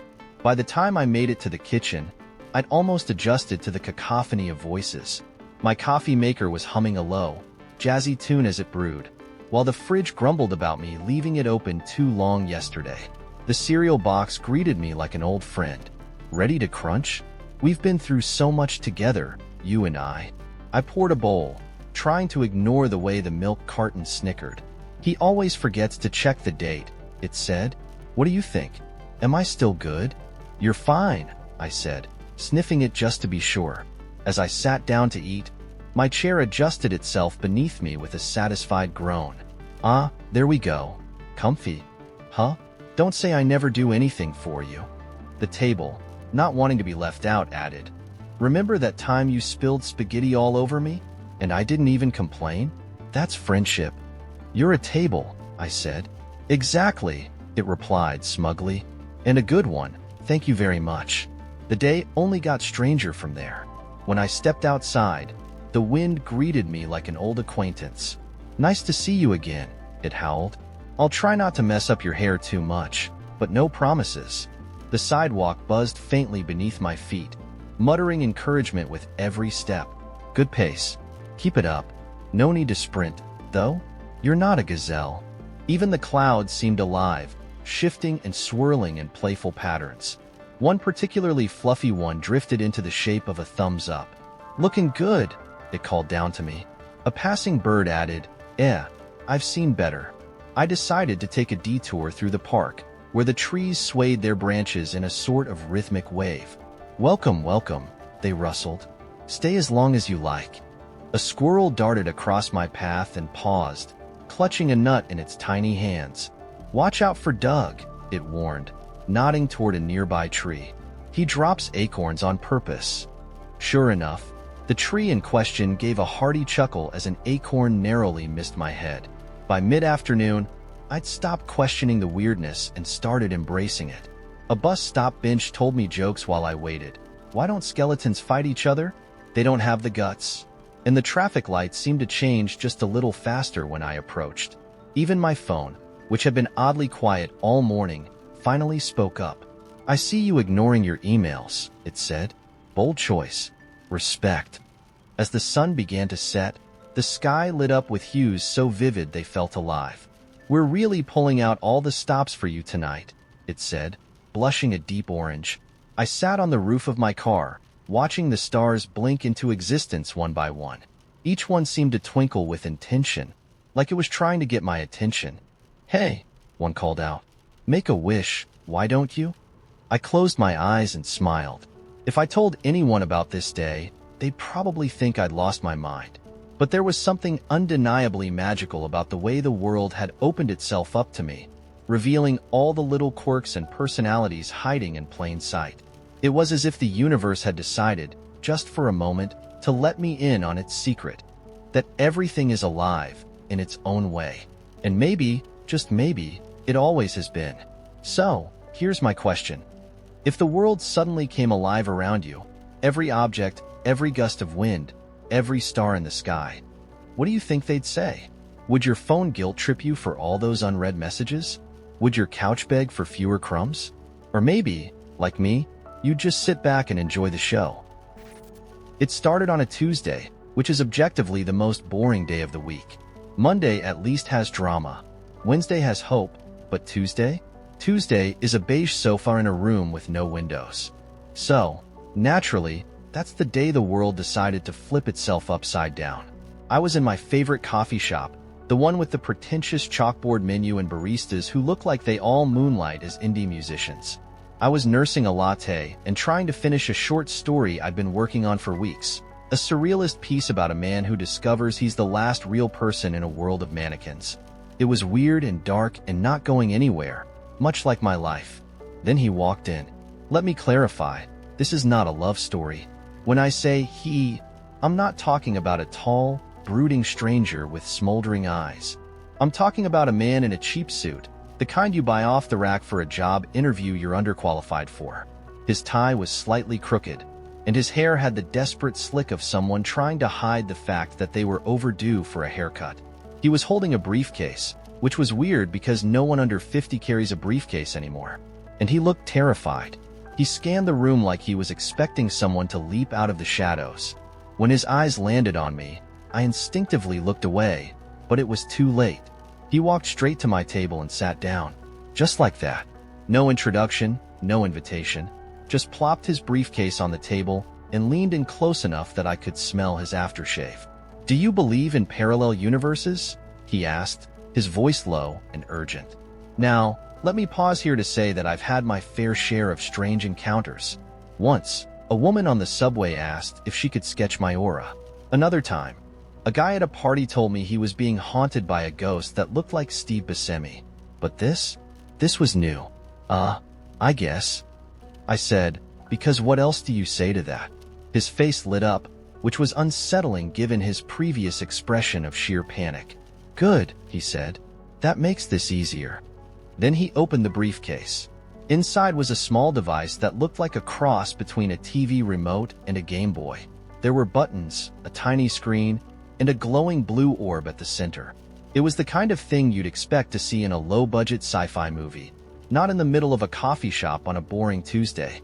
"What is that?" I asked, leaning back instinctively. He glanced around, lowering his voice further.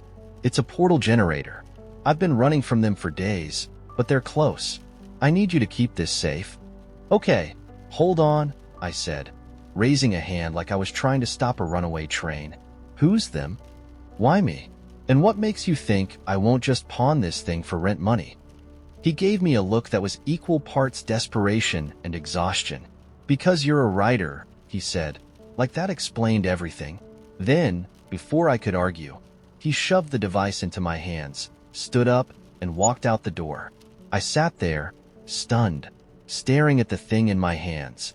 Part of me wanted to chase after him, demand answers, maybe throw the device back at him and pretend none of this had happened. But the other part, the part that had always secretly hoped for something extraordinary to happen, kept me rooted to my seat. I barely had time to process what was happening before the coffee shop windows shattered. The air filled with a high-pitched whine, and suddenly, there they were. For figures dressed in sleek black suits, their faces obscured by silver masks that glinted like mirrors. They moved with an unnatural precision, like marionettes controlled by an unseen hand. "Hand it over," one of them said, their voice distorted and metallic. "Hand what over?" I asked, doing my best to sound clueless, while casually slipping the device into my bag. The figure tilted their head, and for a moment, I thought I saw my own reflection in their mask, distorted and warped.